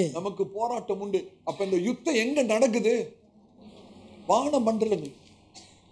கர்த்தர் நம்மளதான், அதுக்காக தான் நம்மளை அங்க கொண்டு போய் உட்கார வச்சிருக்க. யுத்தம் ஆவிக்குரிய யுத்தம். இன்னைக்கு சரீர பிரகாரமாக யுத்தம் பண்ணிக்கிட்டு இருக்கிறாங்க அநேக கிறிஸ்தவங்க. சகோதரே சௌரியே, உங்களுக்கு விரோதமாக யார் என்ன செய்தாலும் அவர்கள் உங்களுடைய சத்துருக்கள் அல்ல. அது உங்களுடைய கணவனாக இருக்கலாம், மனைவியாக இருக்கலாம், சொந்த பிள்ளைகளாக இருக்கலாம், உங்களுடைய உற்றார் உறவினராக இருக்கலாம். யாருமே நம்முடைய சத்துருக்கள் அல்ல. அவங்க ஒரு தீமை செய்கிறாங்கன்னா அவங்களுக்கு பின்னால் ஒரு ஆவி கிரியை செய்கிறது. நம்முடைய யுத்தம் மாமிசத்தோடும் இரத்தத்தோடும் அல்ல. இது ஒரு மனுஷனுடைய யுத்தம் அல்ல, மாமிச யுத்தம் அல்ல, இது ஒரு ஆவிக்குரிய யுத்தம். ஆமென். இந்த காலை வேளையில் நாம் கேட்க வேண்டிய ஒரு கேள்வி, என்னோட ஆவிக்குரிய வாழ்க்கையில எந்த போர் ஆயுதத்தை நான் இழந்திருக்கிறேன்? எந்த போர் ஆயுதத்தை சத்துரு களவாடும்படியாக நான் விட்டு கொடுத்திருக்கிறேன்? நீங்க கொஞ்சம் யோசித்து பாருங்க.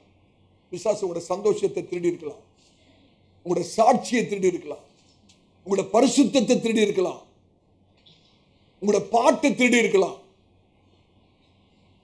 உங்களுடைய பிரதிஷ்டையை திருடி இருக்கலாம். இன்னைக்கு எந்த ஆயுதத்தை நாம் இழந்து நிற்கிறோம்? இன்னைக்கு கர்த்தருடைய பிள்ளையோட வாழ்க்கையில ஒரு தோல்வி வருமானால் அதற்கு காரணம், இரண்டாவது காரணம் ஆவிக்குரிய ஆயுதங்களின்மைதான். நீங்க ஆண்டவரை சொல்லணும், ஆண்டவரே அந்த ஆயுதங்கள் மறுபடியும் எனக்கு வேணும். இழந்த ஜெப வாழ்க்கை எனக்கு வேணும், இழந்த துதி அனுபவம் எனக்கு வேணும், இழந்த பரிசுத்தம் எனக்கு வேணும். நான் உம்மோடு நெருங்கி ஜீவித்த அந்த அனுபவம் மறுபடியும் எனக்கு வேணும். சகோதரனே சகோதரி, உங்களுடைய வாழ்க்கையில எந்த பகுதியில உங்களுடைய ஆவிக்குரிய அனுபவங்களை இழந்திருப்பீர்களோ அந்த ஆயுதங்களை ஆண்டவரிடத்தில் மறுபடியும் கேட்டு வாங்க. ஆவிக்குரிய ஆயுதங்கள் இல்லாமல் நாம் ஒரு நாள் யுத்தத்தில் ஜெயிக்க முடியாது. ஆமென். பவுல் தொடர்ந்து எழுதுறார் பாருங்க, அந்த வசனத்தை பகுதியை மறுபடியும் வாசிங்க. 2 கொரிந்தியர் 10ஆம் அதிகாரம், 2 கொரிந்தியர் 10ஆம் அதிகாரம் 3லிருந்து 5 வரைக்கும் வாசிங்க. 2 கொரிந்தியர் 10ஆம் அதிகாரம் 3லிருந்து 5 வரைக்கும். நாங்கள் மாம்சத்தில் நடக்கிறவர்களாய் இருந்தும் மாம்சத்தின்படி போர் செய்கிறவர்கள் அல்ல. மாம்சத்தின்படி போர் செய்கிறவர்கள் அல்ல. எங்களுடைய போராயுதங்கள் மாம்சத்துக்கு ஏற்றவளாயிராமல் அரண்களை நிர்மூலமாக்குவதற்கு தேவ பலமுள்ளவர்களாயிருக்கிறது. அவைகளால் நாங்கள் தர்க்கங்களையும் தேவனை அறிகிற அறிவுக்கு விரோதமாய் எழும்புகிற எல்லா மேட்டிமையும் நிர்மூலமாக்கி எந்த எண்ணத்தையும் கிறிஸ்துவுக்கு கீழ்ப்படிய சிறைப்படுத்துகிறவர்களாய் இருக்கிறோம். ஆமென். எந்த சிந்தனையையும் கிறிஸ்துவுக்கு கீழ்ப்படிய சிறைப்படுத்துகிறவர்களாய் இருக்கிறோம்.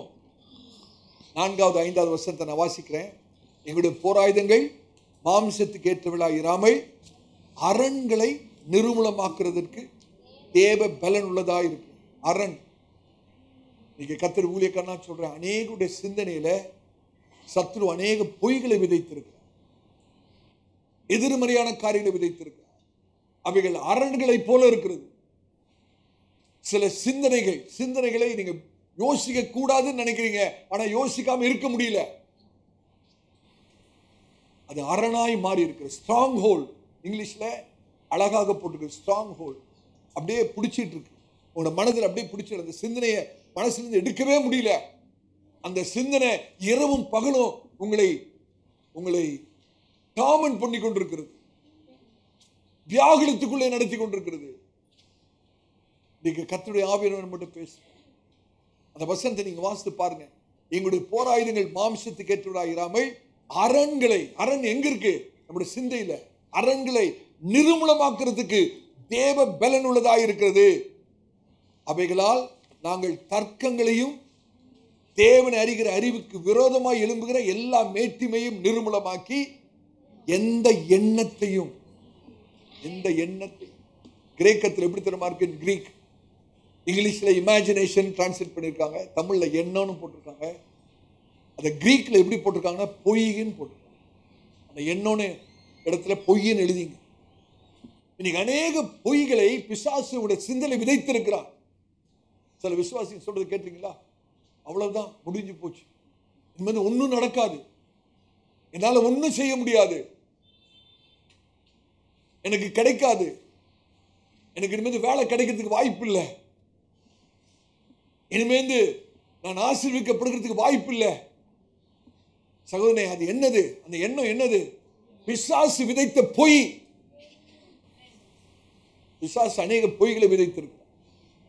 இனி எனக்கு ஆசீர்வாதமே கிடைக்காது, பொய்.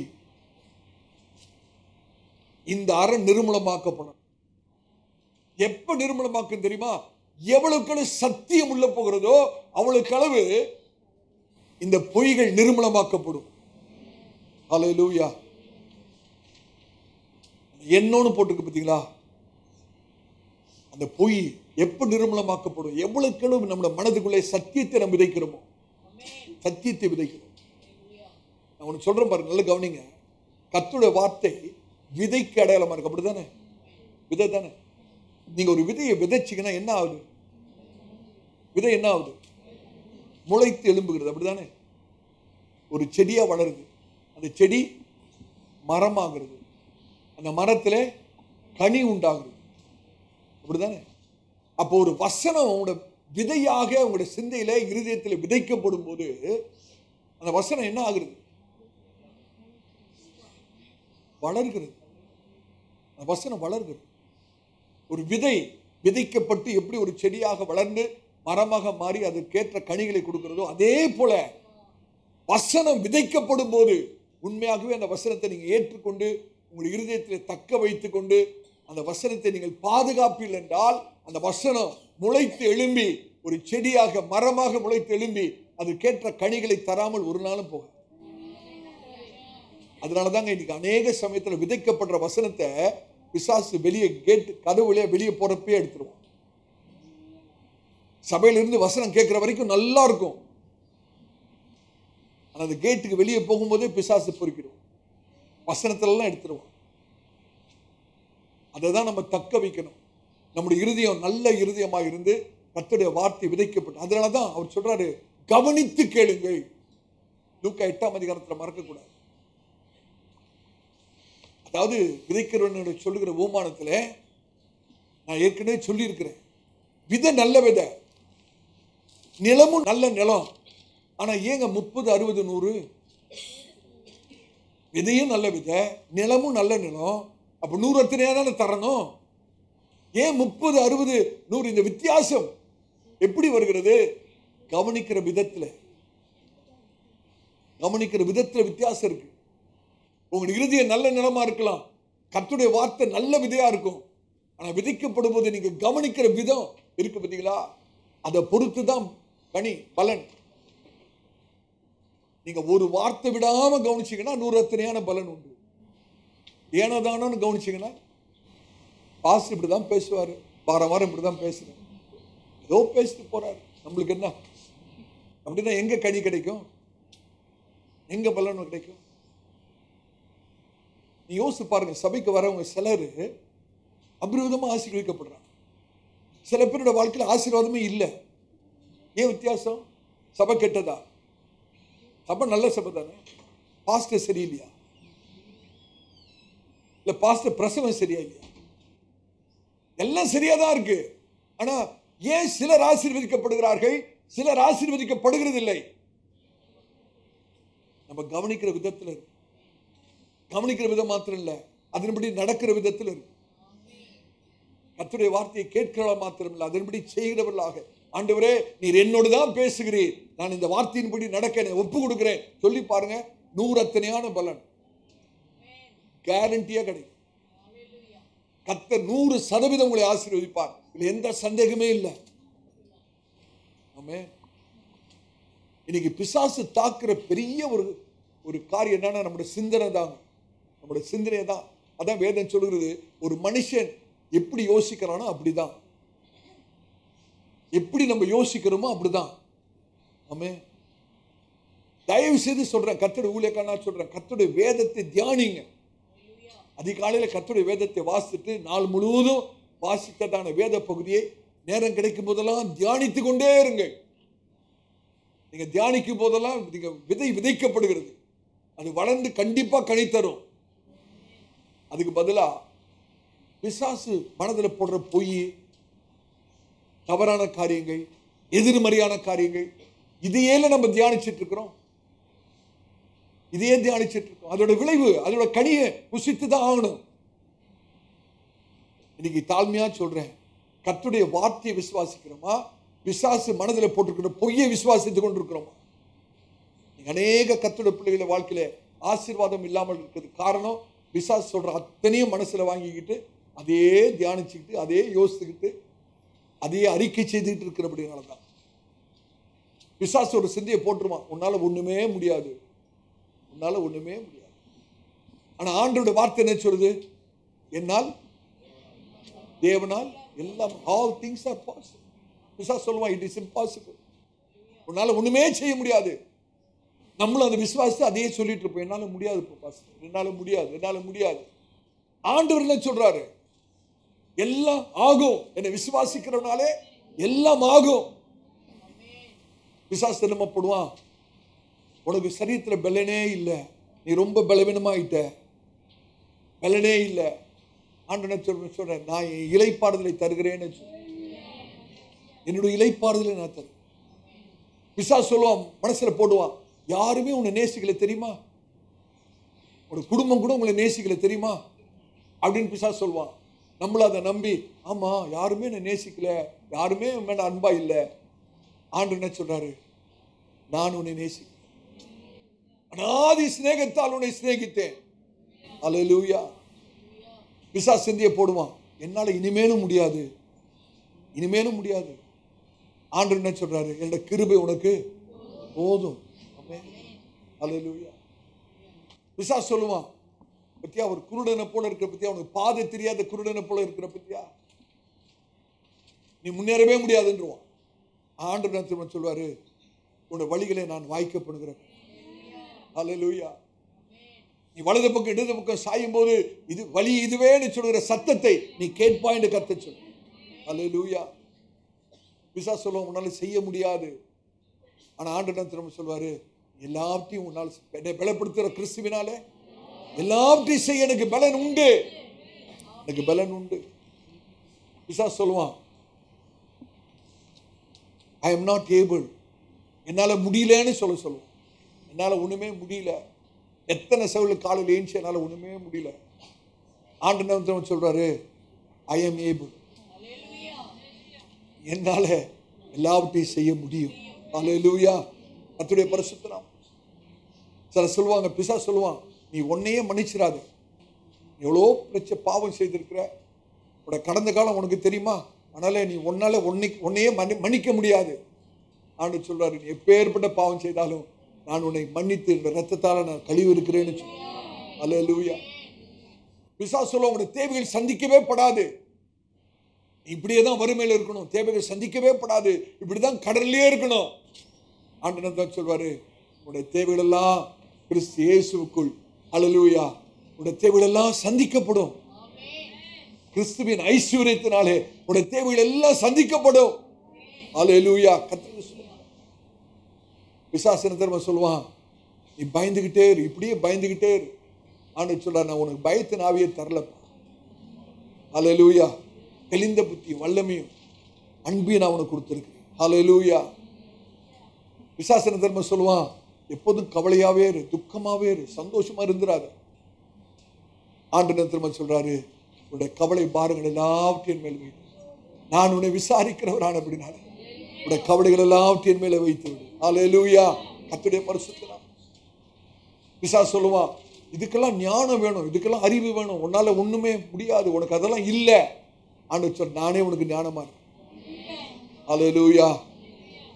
சில பிசாசு வந்து சொல்லுவான், உன்னோட நிக்க யாருமே இல்லை தெரியுமா, நீ தனியா தான் இருக்கணும், உன்னோட வாழ்க்கையே தனிமை தான். ஆனா ஆண்டவர் என்ன சொல்றாரு, நான் உன்னை விட்டு விலகுவதும் இல்லை. கை நல்லா யோசித்து பாருங்க, பிசாசு எத்தனையோ காரியங்களை சொல்றான், நீங்க அதை நம்பிடுறோம், அந்த பொய்யை நம்ம நம்பிடுறோம், நம்பி அதன்படி அதை யோசித்து அதை அறிக்கை செய்து இப்படியே நம்முடைய கிறிஸ்தவ வாழ்க்கை வீணாய் போகிறது. நீங்க கர்த்தருடைய ஆவியானவர் சொல்றார், மகனே மகளே, பிசாசுடைய பொய்யை நம்பாதே, சத்தியத்தினாலே உங்களுடைய சிந்தையை நிரப்புங்க, கர்த்தருடைய வார்த்தையினாலே உங்களுடைய சிந்தையை நிரப்புங்க, கர்த்தருடைய வார்த்தையை தியானியுங்கள். எவ்வளவு சத்தியம் உள்ள போதோ சத்துரு கொண்டு வருகிற பொய்யெல்லாம் அதமாக்கப்படும், நிர்மூலமாக்கப்படும். எத்தனை பேர் விசுவாசி? கர்த்தருடைய பரிசுத்த நாமத்துக்கு ஸ்தோத்திரம். நம்ம சிந்தனையை மாற்றணும், நம்ம நினைக்கிற சிந்திக்கிற விதத்தை நாம் மாற்ற வேண்டும். ஆமென். கர்த்தருடைய வார்த்தை வல்லமை உள்ளது. எபிரேயர் நிருபத்திலே 4ஆம் அதிகாரம் 12ஆம் வசனத்தை வாசிங்க. எபிரேயர் 4ஆம் அதிகாரம் 12ஆம் வசனத்தை. தேவனுடைய வார்த்தையானது ஜீவனும் வல்லமையும் உள்ளதாயும் இருபுறமும் கருக்குள்ள எந்த பட்டயத்திலும் கருக்கானதாயும் ஆத்துமாவையும் ஆவியையும் கணுக்களையும் ஊனையும் பிரிக்கத்தக்கதாக உருவ குத்துகிறதாயும் இருதயத்தின் நினைவுகளையும் யோசனைகளையும் வகையறுக்கிறதாயும் இருக்கிறது. கர்த்தருடைய பரிசுத்த நாமத்துக்கு கர்த்தருடைய வார்த்தையில எவ்வளவு வல்லமை இருக்கிறது, எவ்வளவு ஜீவன் இருக்கிறது. இதை நம்ம விட்டுறோமே. ஆனால் தான் பவுல் சொல்றாரு, ஆவிக்குரிய ஆயுதங்களை குறித்து பேசும்போது, கர்த்தருடைய வார்த்தையா இருக்கிற ஆவியின் பட்டயத்தை எடுத்துக்கொள்ளுங்க. இந்த பட்டயத்தை மாத்திரம் கீழே வச்சிடாதீங்க. ஆமே. இந்த பட்டயத்தை பிசாசு களவாடி மொழியாக விட்டு விடாதீர்கள். இந்த கர்த்தருடைய வார்த்தைக்குள்ளதான் ஜீவன் இருக்கிறது. கர்த்தருடைய வார்த்தையில தான் ஜீவன். ஞானியா இருந்த சாலமோன் ஒரு வார்த்தை எழுதுகிறார், அதை எடுத்து வாசிங்க. பிரசங்கி 8ஆம் அதிகாரம் 4ஆவது வசனத்தை வாசிங்க. பிரசங்கி 8ஆம் அதிகாரம் 4வது வசனம். ராஜாவின் வார்த்தை எங்கேயோ ராஜாவின் வார்த்தை எங்கேயோ அங்கே அதிகாரம் உண்டு. அங்கே அதிகாரம் உண்டு. நீர் என்ன செய்கிறீர் என்று நீர் என்ன செய்கிறீர் என்று அவனுக்கு சொல்லத்தக்கவன் யார்? ராஜாவுக்கு சொல்லத்தக்கவன் யார்? ராஜாவின் வார்த்தையில, ராஜாவின் வார்த்தை எங்கேயோ அங்க என்ன இருக்கா? அதிகாரம் இருக்கு, வல்லமை இருக்கிறது. ராஜாவை பார்த்து நீ என்ன செய்றீன்னு கேட்க முடியுமா? நம்முடைய ராஜா யாரு? ராஜாதி ராஜன், கர்த்தாதி கர்த்தன், ஆண்டவராய் இயேசு கிறிஸ்து. அண்ட சராசரங்களை படைத்த சர்வ வல்லமுள்ள ராஜா அவர். ஆமென். கர்த்தருடைய ஊழியக்காரனா சொல்றேன், கர்த்தருடைய வார்த்தை எங்க இருக்கிறதோ அங்க அதிகாரம் உண்டு. கர்த்தருடைய வார்த்தை எங்க இருக்கிறதோ அங்க வல்லமை உண்டு. கர்த்தருடைய வார்த்தை எங்க இருக்கிறதோ அங்க விடுதலை உண்டு. ராஜாவின் வார்த்தை எங்க இருக்கிறதோ அங்க அதிகாரம் இருக்கு. கர்த்தருடைய வார்த்தை உங்கள் இருதயத்தில் நீங்க ஒளித்து வைப்பீர்கள் என்றால் தேவனுடைய வல்லமை வெளிப்படும். இதுவரைக்கும் அனுபவித்திராத ஒரு தேவனுடைய வல்லமையை நம்மால் உணர முடியும். ஆமென். இந்த ஆவியின் பட்டயத்தை நம்முடைய கரத்தில் அல்ல, இருதயத்தில் எடுக்கணும். ஆவியின் பட்டயத்தை நீங்க நிறைய பேர் கரத்தில் வச்சிருக்கோம். என் கையில பைபிள் இருக்குன்னு சொல்லுவாங்க. இந்த ஆவியின் பட்டயம் கையில மாத்திரம் இருக்கக்கூடாது. இந்த ஆவியின் பட்டயத்தை எங்க பயன்படுத்தணும்? இருதயத்தில் பயன்படுத்தணும். ஹல்லேலூயா. கர்த்தருடைய பரிசுத்த நாமத்துக்கு. அப்ப இஸ்ரவேல் ஜனங்கள் யுத்தத்தில் ஜெயிக்க முடியாததுக்கு போன இரண்டாவது காரணம் என்னவென்றால் ஆயுதம் இல்லை, கொள்ளர் இல்லை. இஸ்ரவேல் தேசம் எங்கும் யார் இல்லையா? கொள்ளர் யாருக்கு அடையாளமா இருக்கிறார்? பரிசுத்த ஆவியானவர். பரிசுத்த ஆவியானவர் அவர் தான் அந்த வார்த்தையை கூட்டி சேர்க்கிறது. அவர் தான் அந்த பட்டயத்தை உருவாக்குறவரே. நம்முடைய வாழ்க்கையில ஆவியானவர் இருக்கணும். எவ்வளவுக்கு எவ்வளவு ஆவியின் அபிஷேகத்தில் நிறைந்திருக்கிறோமோ அவ்வளவுக்கு அளவு நம்முடைய வாழ்க்கையிலே அந்த ஆவிக்குரிய ஆயுதங்கள் செயல்படும். கர்த்தர் ஜெயமாய் நடத்துகிறவர். அதனாலதான் சகரியாவோட வாசிக்கிறோம், பலத்தினாலும் அல்ல பராக்கிரமத்தினாலும் அல்ல என் ஆவியினால் ஆகும். கர்த்தருடைய பரிசுத்த நாமத்துக்கு சொல். கொள்ளரை விட்டுறக்கூடாது. ஆயுதத்தை உருவாக்குகிற கொள்ளர் கர்த்தருடைய வார்த்தையை. அதனாலதான் வேதம் சொல்லுது, அவருடைய வேத வாக்கியங்கள் பரிசுத்த ஆவியானவரால் அருளப்பட்டிருக்கிறது. அந்த பட்டயமே அவரால் அருளப்பட்டது தான். அவர் தான் நம்மளுக்கு கரத்துல பட்டயத்தை கொடுக்கிறவரே. எப்பொழுதும் பரிசுத்த ஆவியை தக்க வைத்துக் கொள்வது. யாரை இழந்தாலும் ஆவியானவர் இழந்திருக்கும். கர்த்தருடைய பரிசுத்த நாமத்துக்கு ஸ்தோத்திரம். அப்ப முதலாவது ரீசன், முதலாவது காரணம், தோற்று போனதற்கான முதல் காரணம் தேவ பிரசனம் இல்லாமல் போனது. இரண்டாவது ஆயுதங்கள் இல்லாமல். மூன்றாவது ஒரு காரணம் இருக்கிறது. இஸ்ரவேல் ஜனங்கள் யுத்தத்திலே தோல்வி அடைந்ததுக்கான மூன்றாவது காரணம் உண்மையான துதி இல்லை. எடுத்து வாசிங்கள். 1 சாமுவேல் 17ஆம் அதிகாரம் 1வது வசனம். 1 சாமுவேல் 17ஆம் அதிகாரம் 1வது வசனம். பெலிஸ்தர் யுத்தம் பண்ணுகிறதற்கு தங்கள் சேனைகளை சேர்த்து யூதாவில் உள்ள சோக்காவிலே ஒருமித்து கூடி. ஒவ்வொரு வார்த்தையும் நம்ம உற்று கவனிக்க வேணும். மறுபடியும் வாசிங்க, முதல்ல இருந்து வாசிங்க. பெலிஸ்தர் யுத்தம் பண்ணுகிறதற்கு தங்கள் சேனைகளை சேர்த்து யூதாவில் உள்ள சோக்கோவிலே ஒருமித்து கூடி. சோக்கோவுக்கும் அசெக்காவுக்கும் நடுவே இருக்கிற எபேஸ் தம்மீமிலே பாளையம் இறங்கினார்கள். அந்த இடத்துல அந்த வார்த்தை சோக்கோன்னு இருக்கா? அது ஒரு எபிரேய வார்த்தை. சோக்கோனா பாதுகாப்புன்னு. எபிரேயத்துல சோக்கான சத்தமா சொல்லுங்க. பாதுகாப்புன்னு. மூடப்பட்ட நிலைமைன்னு. மூடப்பட்ட நிலைமை. சோக்கோனா பாதுகாப்புன்னு. ஆமென். இப்ப பெலிஸ்தர்கள் எங்கே பாளையம் இறங்கி இருக்கிறார்கள்? சத்தமா சொல்லுங்க. சோக்கோ. சோக்கோ யாருக்கு உரியது? சோக்கோ யாருக்கு உரியது? வசனத்தை மட்டுமா வாசிங்க. பெலிஸ்தர் யுத்தம் பண்ணுகிறதற்கு தங்கள் சேனைகளை சேர்த்து யூதாவில் உள்ள. அப்ப அந்த சோக்கோ யாருக்கு உரியது? யூதாக்குரியது. ஆனா அந்த சோக்கோ இப்ப யாருடைய கரத்தில் இருக்கு தெரியுமா? பெலிஸ்தருடைய கரத்தில் இருக்கு. அந்த பகுதி யூதாவுக்கு சொந்தமான பகுதி இப்பொழுது பெலிஸ்தருடைய கரத்தில் இருக்கிறது. அந்த பகுதி அவர்கள் ஏற்கனவே கைப்பற்றி இருக்கிறார்கள். சிந்தித்து பார்க்கணும். யூதானா என்ன அர்த்தம்? துதி. சோக்கோனா பாதுகாப்பு. இப்ப அந்த பகுதியை நீங்க வாசிங்க. பெலிஸ்தர் யுத்தம் பண்ணுவதற்கு தங்கள் சேனைகளை சேர்த்து யூதாவில் உள்ள சோக்கோவிலே ஒருமித்து கூடி சோக்கோவுக்கும் அசேக்காவுக்கும் நடுவே இருக்கிற எபேஸ் தம்மீமிலே பாளையம் இறங்கினார்கள். அநேக எபிரேய வார்த்தைகள் இருக்கிறது. அதோட அர்த்தத்தெல்லாம் நம்ம படிக்கிறதுக்கு இன்றைக்கு நமக்கு நேரம் இல்லை. ஆழமான சத்தியங்கள் இருக்கிறது. கர்த்தர் சித்தமான இன்னொரு நாள் அதை படிக்கலாம். ஆனா நல்ல கவனிங்க, சோக்கோ யூதாவுக்கு உரியது. சோக்கோ யூதாவுக்கு. அப்ப சோக்கோ யூதாவுக்கு உரியதுன்னா அதை நீங்க ஒளிப்புரை செய்து பாருங்க. சோக்கோனா என்ன அர்த்தம்?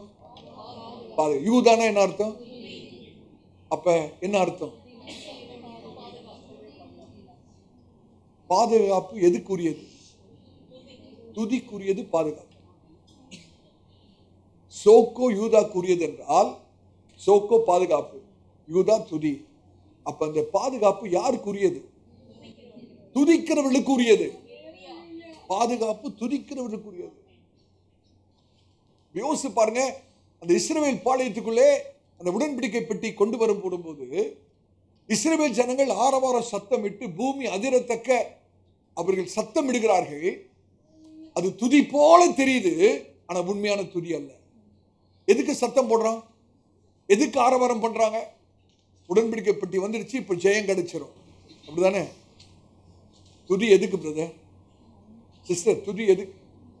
ஆனாதான் அடிக்கடி நான் நம்முடைய ஆராதனை நடத்துறவர்களுக்கு நான் சொல்லுகிறது, நீங்க துதிங்க, கர்த்தரை சோத்துறீங்க, துதிங்க, விடுதலை கிடைக்கும் சொல்லாதீங்க. பாஸ்டர்ட்ட கேட்டு பாருங்க. துதிக்கிறது விடுதலைக்காக அல்ல, துதிக்கிறது ஆசீர்வாதத்துக்காக அல்ல, துதிக்கிறது பாதுகாப்புக்காக அல்ல. நம்ம துதிக்கிறது அவர் யாராய் இருக்கிறாரோ அதற்காக துதிக்கிறோம். அவர் சர்வ வல்லமை உள்ள தேவன், அண்ட சராசரங்களை படைத்தவர், நம்முடைய சிருஷ்டி கத்த நமக்காக ஜீவனை கொடுத்தவர், அதற்காக நாம் அவரை துதிக்கிறோம். அதான் உண்மையான துதி. உண்மையான துதி இருந்தா கண்டிப்பா விடுதலை வரும், ஆசீர்வாதம் வரும், உயர்வு வரும், யுத்தத்தில் ஜெயம் வரும். ஆனா ஜெயத்துக்கோ விடுதலைக்காகவோ நாம் துதிக்கிறவர்கள் அல்ல. எதுக்காக துதிக்கிறோம்? அவர் துதிக்கு பாத்திரராய் இருக்கிறபடினாலே துதிக்கிறோம். எல்லா துதி கன மகிமைக்கு அவர் ஒருவரே பாத்திரராய் இருக்கிறபடினாலே நாம் துதிக்கிறோம். உண்மையான துதி. இஸ்ரவேல் பாளையத்துக்குள்ளே துதி இருந்தது, ஆரவார சத்தம் இருந்தது. உடன்படிக்கை பெட்டி வரும்போதே ஆரவார சத்தம், பூமி அதிரத்தக்கதாக ஒரு ஆரவாரமாய் சத்தமிட்டார்கள், உண்மைதான். ஆனால் உண்மையான துதி இல்லை. உண்மையான துதி அவருடைய நோக்கம் சரியில்லை. துதித்ததான நோக்கம், ஆரவார சத்தமிட்டதான நோக்கம் சரியில்லை. நீங்க நம்ம கொஞ்சம் ஆராய்ந்து பார்க்கணும். நான் எதற்காக கர்த்தரை ஆராதிக்கிறேன்? எதற்காக கர்த்தரை துதிக்கிறேன்? ஒரு ஆசீர்வாதத்துக்கு நம்ம துதிப்போமானா அது போல பரிதாபிக்க கூடியவர்கள் நம்ம பார்க்கல வேற யாரும் இருக்க முடியாது. ஆண்டவரே, ஆசீர்வாதத்துக்காக, விடுதலைக்காக அல்ல, சுகத்துக்காக அல்ல, ஆசீர்வாதத்துக்காக அல்ல, நான் உம்மை நேசிக்கிறபடினாலே நான் உம்மை ஆராதிக்கிறேன். நான் உம்மை கனப்படுத்துகிறபடினாலே நான் உம்மை ஆராதிக்கிறேன். நீ துதிக்கு பாத்திரராய் இருக்கிறபடினாலே நான் உம்மை ஆராதிக்கிறேன். கர்த்தருடைய பரிசுத்த நாமத்துக்கு ஸ்தோத்திரம். ஆமென். இஸ்ரவேலுடைய சரித்திரத்தை நீங்க வாசித்து பார்த்தீங்கன்னா, அவர்கள் அநேக தேசங்களை சத்துருக்கள் கைப்பற்றும்படியாக விட்டு விட்டார்கள். அநேக பகுதிகளை சத்துருக்கள் கைப்பற்றி விட்டு, அதுல ஒரு பகுதி தான் சோக்கோ. அந்த துதியின் பாளையத்தை இழந்து போனார்கள். இஸ்ரவேலருக்கு தோல்வி வந்ததற்கான காரணம் என்ன தெரியுமா? துதியின் பாளையத்தை இஸ்ரவேல் ஜனங்கள் இழந்து போனார்கள். துதியின் பாளையம் இழந்ததுனால பாதுகாப்பு இல்லை. துதியின் பாளையத்துல தாங்க பாதுகாப்பு. துதியின் பாளையத்துல தான் நமக்கு பாதுகாப்பு இருக்கு. ஹல்லேலூயா. எதனால அவர்களுக்கு விடுதலை கிடைத்ததோ அந்த விடுதலைக்கான அந்த துதியை அவர்கள் விட்டு விட்டார்கள். இப்படி யோசித்து பாருங்க. The substance of faith is expressed through praise to the Almighty. நம்முடைய அந்த விசுவாசத்துடைய அந்த சாரம்சமே எதுல வெளிப்படுத்துறோம்னு கேட்டீங்கன்னா துதியில தான். இந்த விசுவாசம் எப்படி வெளிப்படும்? ஏன் நான் துதிக்கிறேன்? கர்த்தரை விசுவாசிக்கிற அப்படின்னா தான் துதிக்கிறேன். கர்த்தர் மேல எனக்கு விசுவாசம் இருக்கு, அதனாலதான் நான் துதிக்கிறேன். அல்லேலூயா. இஸ்ரவேல் ஜனங்களுடைய பிரச்சனை என்ன தெரியுமா? கர்த்தர் செய்தது எல்லாத்தையும் மறந்து நன்றி செலுத்த தவறி போனார்கள். இதுக்கு மேல துதிக்கிறதுக்கு என்ன இருக்கு? நானே பிரச்சனையில் இருக்கிறேன், கஷ்டத்தில் இருக்கிறேன், துயரத்தில் இருக்கிறேன், துதிக்கிறதுக்கு என்ன இருக்கு அப்படின்னு பிசாசு சிந்தனையை போடுவான். நீங்களே பிரச்சனை இருக்கிறீங்க, துதிக்கிறதுக்கு என்ன காரணம் இருக்கா அப்படின்னு பிசாசு. அவன் பொய்யன். ஆமே, நீங்க சிந்தித்து பார்க்கணும், யோசித்து பாருங்க. இப்படி யோசித்து பாருங்க. நீ காலையில் எந்திரிக்கிறீங்க, எந்திரிக்கும் போதே தலைவலிக்குது, எந்திரிக்கும் போதே பிரச்சனை தான். பெட்ல இருந்து எந்திரிக்கும் போதே ஐயோ இன்னைக்கு நம்ம என்ன செய்ய போறோம், இன்னைக்கு தேவைகள் எப்படி சந்திக்கப்பட போகுது, இன்னைக்கு எப்படி பிரச்சனைகளை சமாளிக்க போறோம் அப்படின்ற ஒரு பிரச்சனையோடு தான் படுக்கையிலிருந்து எந்திரிக்கிறோம். ஆனா உங்களுக்கு ஒண்ணு தெரியுமா? எந்திரிச்சிங்கல்ல, அதுக்காக துதிக்கணும்ல. ஒருவேளை பிரச்சனையோடு எழுந்திருக்கலாம், ஆனா எழும்பினீங்கல்ல. எத்தனையோ பேர் படுத்தவங்க எந்திரிக்கலையா காலையில? ஜீவனை கர்த்தர் கொடுத்திருக்கிறார். எத்தனை விபத்துல நம்ம மடிச்சு மாண்டு போயிருக்கணுங்க. எத்தனை மரண படுக்கை, எத்தனை வியாதி, மரணத்துக்கு ஏதுவான வியாதிகள், பயங்கரமான சூழ்நிலைகளை கர்த்தர் எவ்வளவு அற்புதமா நம்மளை காக்கலையா? நம்மளை கர்த்தர் இன்றைக்கு வரைக்கும் ஜீவனோடு வைத்திருக்கிறாரே, அதற்காகவே துதிக்கணும் கர்த்தரை. அல்லேலூயா. கர்த்தருடைய பரிசுத்த நாமத்துக்கு மகிமை. இஸ்ரவேல் ஜனங்கள் பாபிலோனில் அடிமைப்பட்டிருக்கிறார்கள். அப்ப அடிமைப்படுத்தின சத்துருக்கள் இஸ்ரவேல் ஜனங்களை பார்த்து, நீங்க எங்களுக்கு ஒரு பாட்டு பாடுறீங்களான்னு. அடிமைத்தனத்தில் இருக்கிறாங்க. சத்துருக்கு என்ன வேணுமா? இப்ப பாட்டு. அதை எடுத்து வாசிங்க. 137வது சங்கீதம் வாசிங்க. நான் முடிக்க போகிறேன். 137வது சங்கீதத்தை வாசிங்க. பாபிலோன் ஆறுகள் அருகே, பாபிலோன் ஆறு அருகே நாங்கள் உட்கார்ந்து அங்கே சீயோனை நினைத்து அழுதோம். நாங்கள் உட்கார்ந்து அடிமைத்தனத்திலே சீயோனை நினைத்து அழுது கொண்டிருக்கிறார்கள். சபையை நினைத்து, ஐக்கியத்தை நினைத்து, தேவ பிரசன்னத்தை நினைத்து, தேவனுடைய நகரத்தை நினைத்து அவர்கள் அழுது கொண்டிருக்கிறார்கள். அதில் நடுவில் இருக்கும் அலரி செடிகளின் மேல் எங்கள் கிண்ணறங்களை தூக்கி வைத்தோம். அலரி செடிகள் மேல் எங்களுடைய கிண்ணறங்கள், துதிக்கு பயன்படுத்துகிற கிண்ணறங்களை தூக்கி வைத்தோம். எங்களை சிறைப்பிடித்தவர்கள், எங்களை நல்ல கவனிங்க, எங்களை சிறைப்பிடித்தவர்கள் அங்கே எங்கள் பாடல்களையும் எங்களை பாழாக்கினவர்கள் மங்கள கீதத்தையும் விரும்பி சீயோனின் பாட்டுகளில் சிலதை எங்களுக்கு பாடுங்கள் என்று சொன்னார்கள். கர்த்தரின் பாட்டை அந்நிய தேசத்தில் நாங்கள் பாடுவது எப்படி? சத்துருக்களுக்கு இப்ப என்ன வேணுமா? பாட்டு. என்ன பாட்டு? கர்த்தரின் பாட்டு. வாசிங்களா? அந்த பகுதியை வாசிங்க. கர்த்தரின் பாட்டை அந்நிய தேசத்தில் நாங்கள் பாடுவது எப்படி? அந்நிய தேசத்திலே பாடுவது. கர்த்தருடைய பாட்டை சத்துரு கேட்கிறான். அந்த கொஞ்சம் கற்பனை பண்ணி பாருங்க. கர்த்தருடைய ஜனங்களை சிறைப்பிடித்து ஒரு இடத்துல வச்சிருக்கிறாங்க. அந்த சிறை பிடிச்சவர்கள் அவளை சுற்றி இருக்கிறார்கள். இவர்கள் கைதிகளாக அங்க உட்கார்ந்து கொண்டிருக்கிறார்கள். இப்ப இந்த சிறை பிடிச்சவர்களுக்கு நேரம் போலையா, போர் அடிக்குது. அதனால என்ன சொல்றாங்க கர்த்தருடைய ஜனத்துக்கிட்ட, அப்பா நீ ஒரு பாட்டு பாடின, தூக்கம் வர மாட்டேங்குது, ஒரு பாட்டு. ஆராதனை என்னங்க? என்டர்டெயின்மெண்ட். இன்னைக்கு துக்கத்தோடு சொல்றேன், அநேக துதி ஆராதனையே பொழுதுபோக்குக்காக நிறைய கான்சர்ட் நடத்துறாங்க. பாத்துறீங்களா? Worship concert. ஒரே புகையை போட்டு, லைட் எல்லாம் போட்டு, ஜனங்க ஒரே டான்ஸ் ஆடி, எல்லாமே கிறிஸ்தவங்க பண்ற கூத்து தான். இன்னைக்கு துதி ஆராதனை என்டர்டெயின்மெண்டா போச்சு. துதி ஆராதனை பொழுது போக்குறதுக்காக இல்லை. அவன் பாட சொன்னது எதுக்கு தெரியுமா? எனக்கு பொழுது போலப்பா, நைட்ல தூக்கம் வர மாட்டேங்குது, ஒரு பாட்டை ஒன்று பாடு. கர்த்தருடைய ஜனம் சொல்லுது, அடிமைத்தனத்தில் இருக்கிற அந்நிய தேசத்துல நாங்க எப்படி கர்த்தருடைய பாட்டை பாடும்? இன்னைக்கு அநேகருக்கு துதிக்க முடியாமல் இருக்கிறது காரணம் என்ன தெரியுமா? ஏதோ ஒரு பகுதியில் ஒரு அடிமைத்தனம் இருக்கு. ஏதோ ஒரு விஷயத்திலே ஒரு பாவத்தின் அடிமைத்தனம் இருக்கிறபடினாலதான் அநேக கர்த்தருடைய பிள்ளைகளுக்கு இன்னைக்கு துதிக்க முடியலங்க. துதி ஆராதனை நேரத்துல பாட முடியல. ஏன் துதிக்க முடியல? ஏன் விடுதலையோட பாட முடியல? ஏன் சந்தோஷமா கர்த்தரை ஆராதிக்க முடியல? கொஞ்சம் ஆராய்ஞ்சு பார்த்தீங்கன்னா தெரியும், ஏதோ ஒரு பகுதியிலே ஒரு அடிமைத்தனம் இருக்கும். அடிமைத்தனத்தில் இருந்து கொண்டு கர்த்தரை ஆராதிக்க முடியாதுங்க. கர்த்தருக்குன்னு ஒரு பாட்டை பாட முடியாது. ஆனா அவர்கள் சீயோனை நினைக்கிறார்கள், எருசலேமை நினைக்கிறார்கள். அவர் என்ன திரும்ப சொல்றாங்க? அடுத்த வசனம் 5வது வசனம் வாசிங்க. எருசலேமே, எருசலேமே, நான் உன்னை மறந்தால் என் வலது கை தன் தொழிலை மறப்பதாக. நான் உன்னை நினையாமலும் எருசலேமே என் முக்கியமான மகிழ்ச்சியிலும் அதிகமாக எண்ணாமலும் போனால் என் நாவு என் மேல்வாயோடு ஒட்டி கொள்வதாக.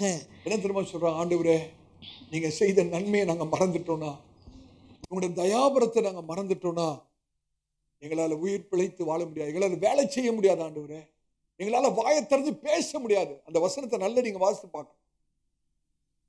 அவங்க சொல்றாங்க பாருங்க, எருசலேமே, நான் உன்னை மறந்தால் என் வலது கை தன் தொழிலை மறப்பதாக. கர்த்தரை மறந்து எந்த தொழிலும் செய்ய முடியாது. அது மாத்திரமா, நான் உன்னை நினையாமலும் எருசலேமை என் முக்கியமான மகிழ்ச்சியிலும் அதிகமாக எண்ணாமல் போனால் என் நாவு என் மேல் வாயோடு ஒட்டி கொள்வதாக. வாயை திறந்து ஒரு வார்த்தை பேச முடியாம போயிடும். அவங்களுடைய அறிக்கை, நான் சொல்லல, அவங்களுடைய அறிக்கை. ஆண்டவரே, நீ செய்ததை நான் மறந்து போவேனா? உன்னுடைய பிரசனத்தை நான் மறைப்பேனானால், எருசலேமை நான் மறந்து போவேனானால், இந்த வலது கையினால எந்த வேலையும் செய்ய முடியாது. இந்த வாயினால வார்த்தைகளை பேச முடியாது. அவ்வளவா நீர் எனக்கு செய்திருக்கிறேன். எல்லா கண்களும் மூடலாமா? நான் கர்த்தருடைய சமூகத்தை உணர்கிறேன். தேவ பிரசனம் நம்மத்தில் இருக்கிறது. அப்படியே நம்ம எழுந்து நிற்போம். கீழ்த்தளத்தில் இருந்தாலும் மேல் தளத்தில் இருந்தாலும் இன்னைக்கு கர்த்தருடைய பிள்ளைகளுடைய வாழ்க்கையில ஏன் தோல்வி, ஏன் சத்துரு மேற்கொண்டு கொண்டிருக்கிறார், ஏன் ஒரு ஜெயமில்லாத வாழ்க்கை,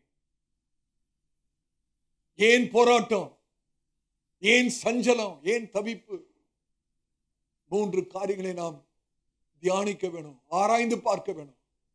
கர்த்தருடைய பிரசன்னம் என்னோடு கூட இருக்கிறதா? ஆவிக்குரிய ஆயுதங்களை நான் பயன்படுத்துகிறேனா? உண்மையான துதி என்னோட வாழ்க்கையில் இருக்கிறதா? உண்மையான துதின்னு சொல்லும் போது நம் கூடி வந்து கர்த்தரை ஆராதிக்கிறது சொல்லல. ஒவ்வொரு நாளும் உண்மையான கர்த்தருடைய பிள்ளை அதிகாலையில் எழுந்து தேவனை துதிக்கிற அனுபவம் இருக்கும். விடுதலையோடு வாய்களை திறந்து ஒரு 2 பாட்டை பாடி கர்த்தரை துதித்து ஆராதிக்கிற அனுபவம் நம்முடைய வாழ்க்கையில் இருக்குமானால், நான் கர்த்தருடைய ஊழியக்காரனா சொல்றேன், தோல்வி வரவே வராது. கர்த்தர் ஜெயமாய் நடத்துவார். எவ்வளவுதான் போராட்டம் வந்தாலும், எவ்வளவுதான் சத்துரு வந்தாலும், எவ்வளவுதான் பிரச்சனைகள் வந்தாலும், கர்த்தர் அவைகளை மேற்கொள்ள கர்த்தர் நமக்கு பலனை தருவார். கர்த்தர் நம் பட்சத்தில் இருந்து நமக்காய் கிரியை செய்வார். ஒரு நிமிஷம் கண்களை மூடின நிலைமையில இந்த 3 காரியத்தை நீங்கள் மறக்க வேண்டாம். ஒரு பிரச்சனை போராட்டம் வரும்போது இந்த 3 காரியத்தை நீங்க நினைவு கூறணும். கர்த்தர் என்னோடு இருக்கிறாரா? கர்த்தருடைய பிரசன்னம் என்னோடு இருக்கிறதா?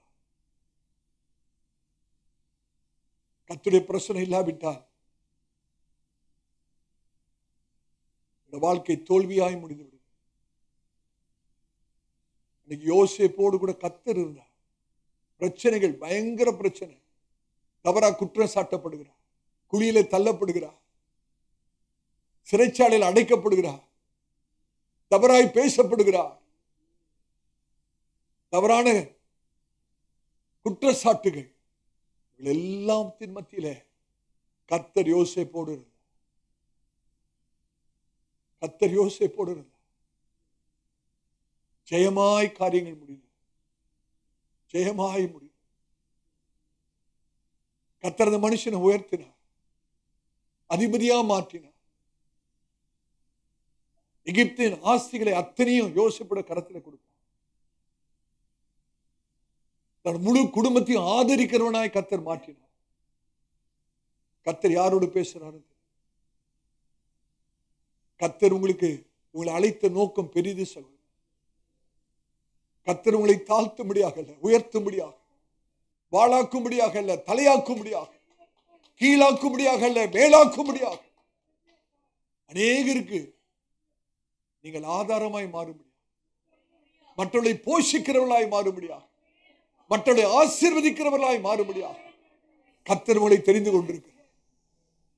கர்த்தர் இருக்கணும் பிரதர், கர்த்தர் கூட இருக்கணும். யார் உங்களை விட்டு போனாலும் கர்த்தருடைய பிரசனத்தை நாம் இழக்கக்கூடாது. ஆண்டவரே, எதையும் நான் இழக்க ஆயத்தம், உங்களுடைய பிரசனத்தை நான் இழந்து விடக்கூடாது, பிரசனத்தை நான் இழந்து விடக்கூடாது. கண்களை மூடி இருக்கிற நிலைமையில கேட்ட வசனத்தை கொஞ்சம் நினைவு கூர்ந்து பார். கர்த்தருடைய பிரசனம் என்னோடு கூட இருக்கிறது. நான் கர்த்தருடைய சமூகத்தில் இருக்கிறேன். ஆவிக்குரிய ஆயுதங்களை நான் பயன்படுத்துகிறேன். என்னுடைய வாழ்க்கையில் உண்மையான ஆராதனை இருக்கிறதா? கொஞ்சம் ஆராய்ந்து பார்த்தா தெரியும்.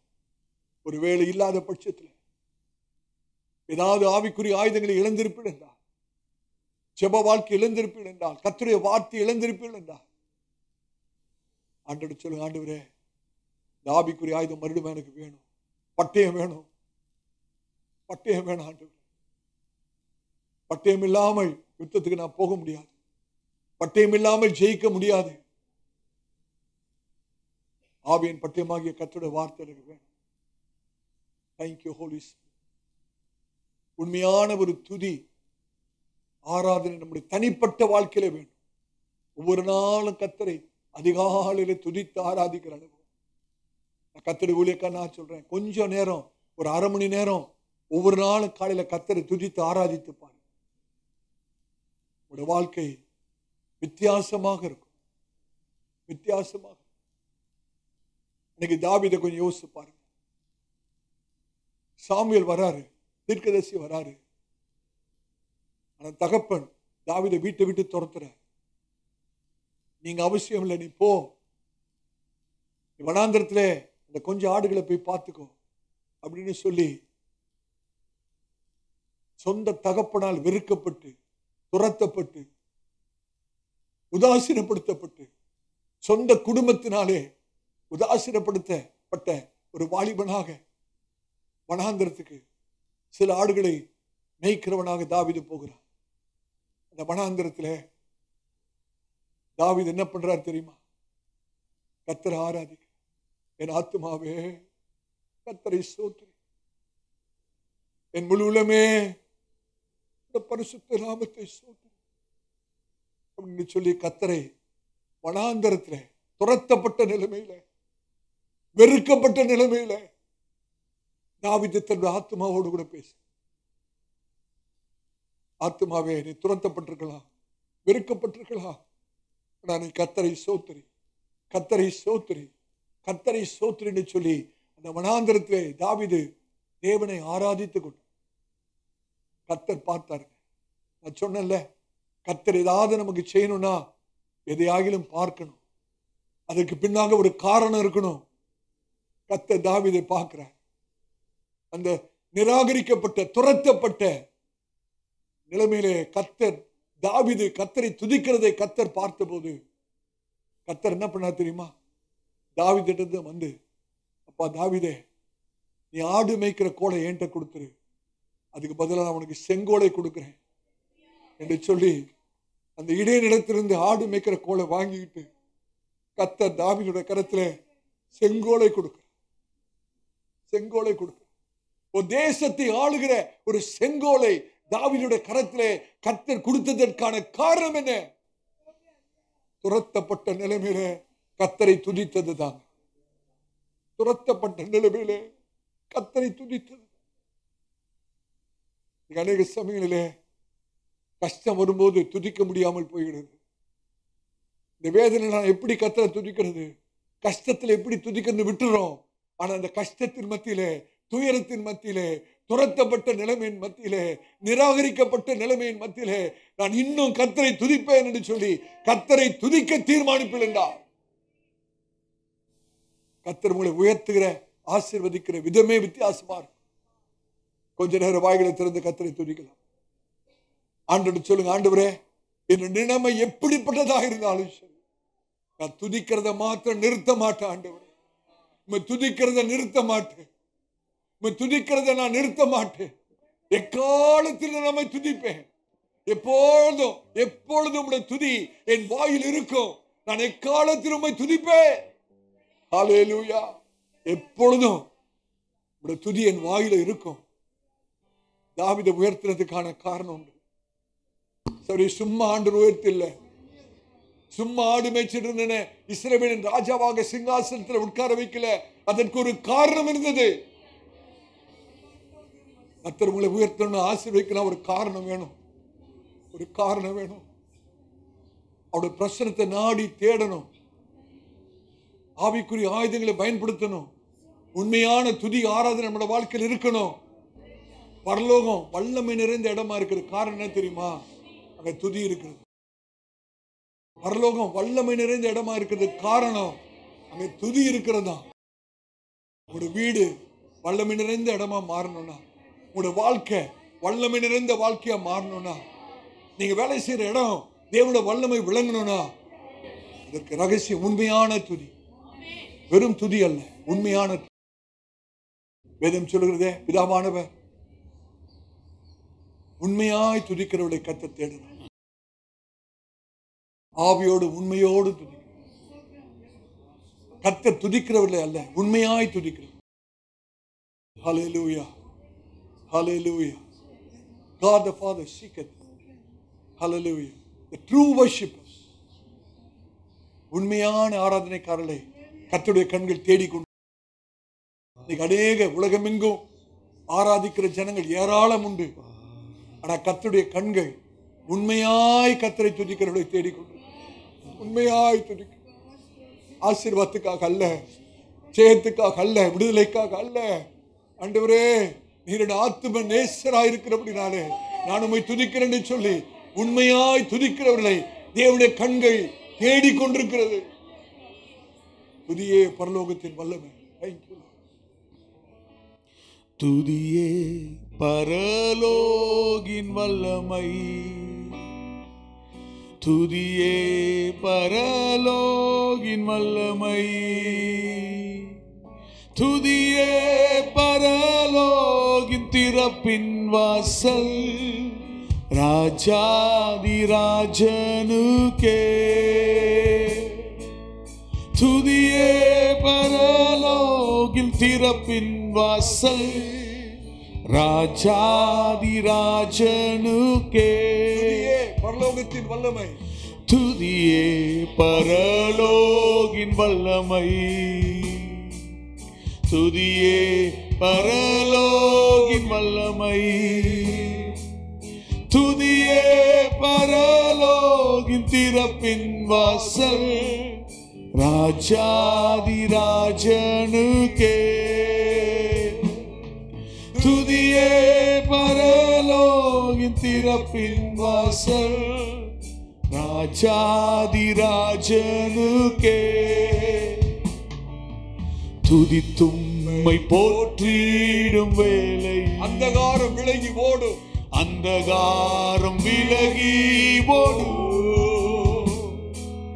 துதியே பரலோகின் திறப்பின் வாசல். ராஜாதி ராஜனுக்கே.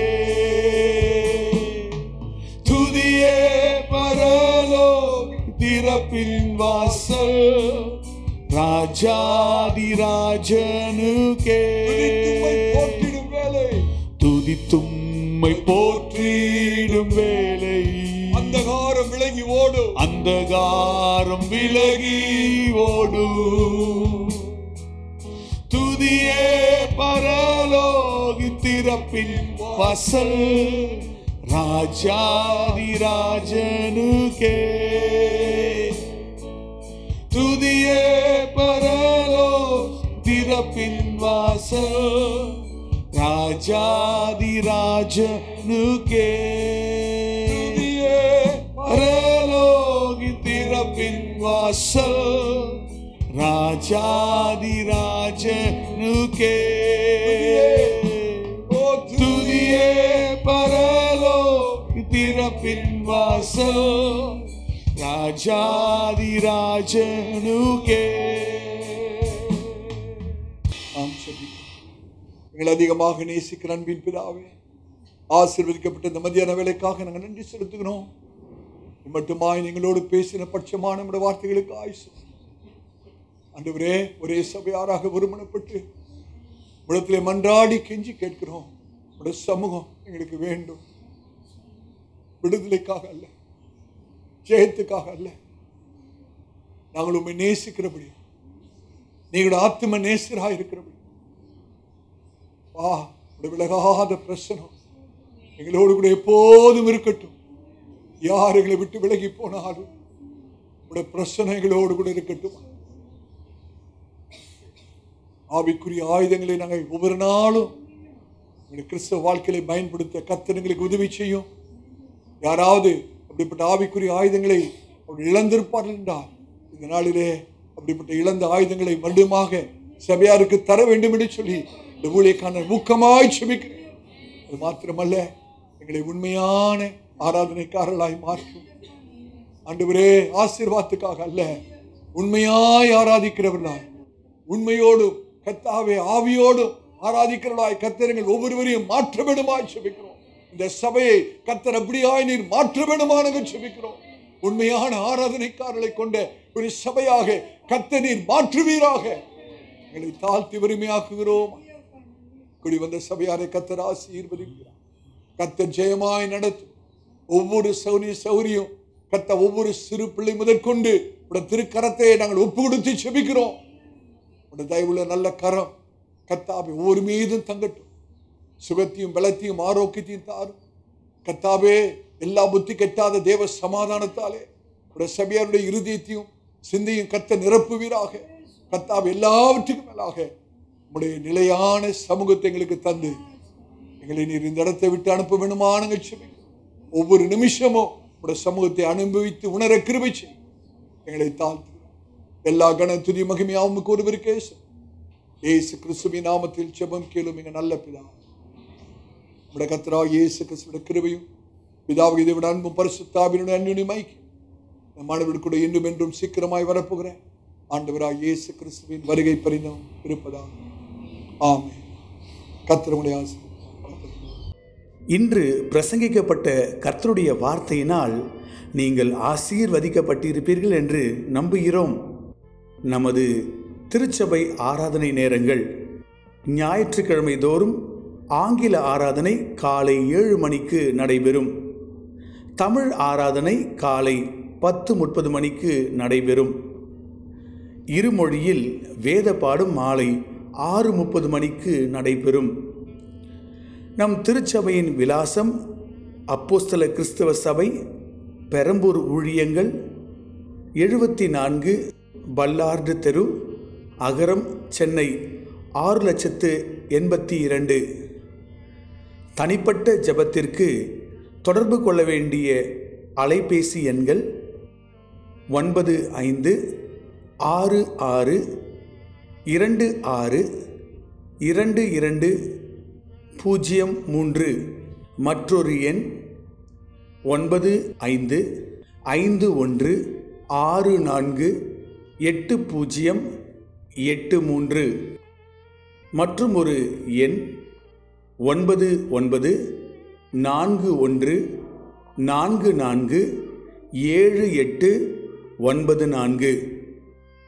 நமது திருச்சபையின் தொலைபேசி எண் 0442670365.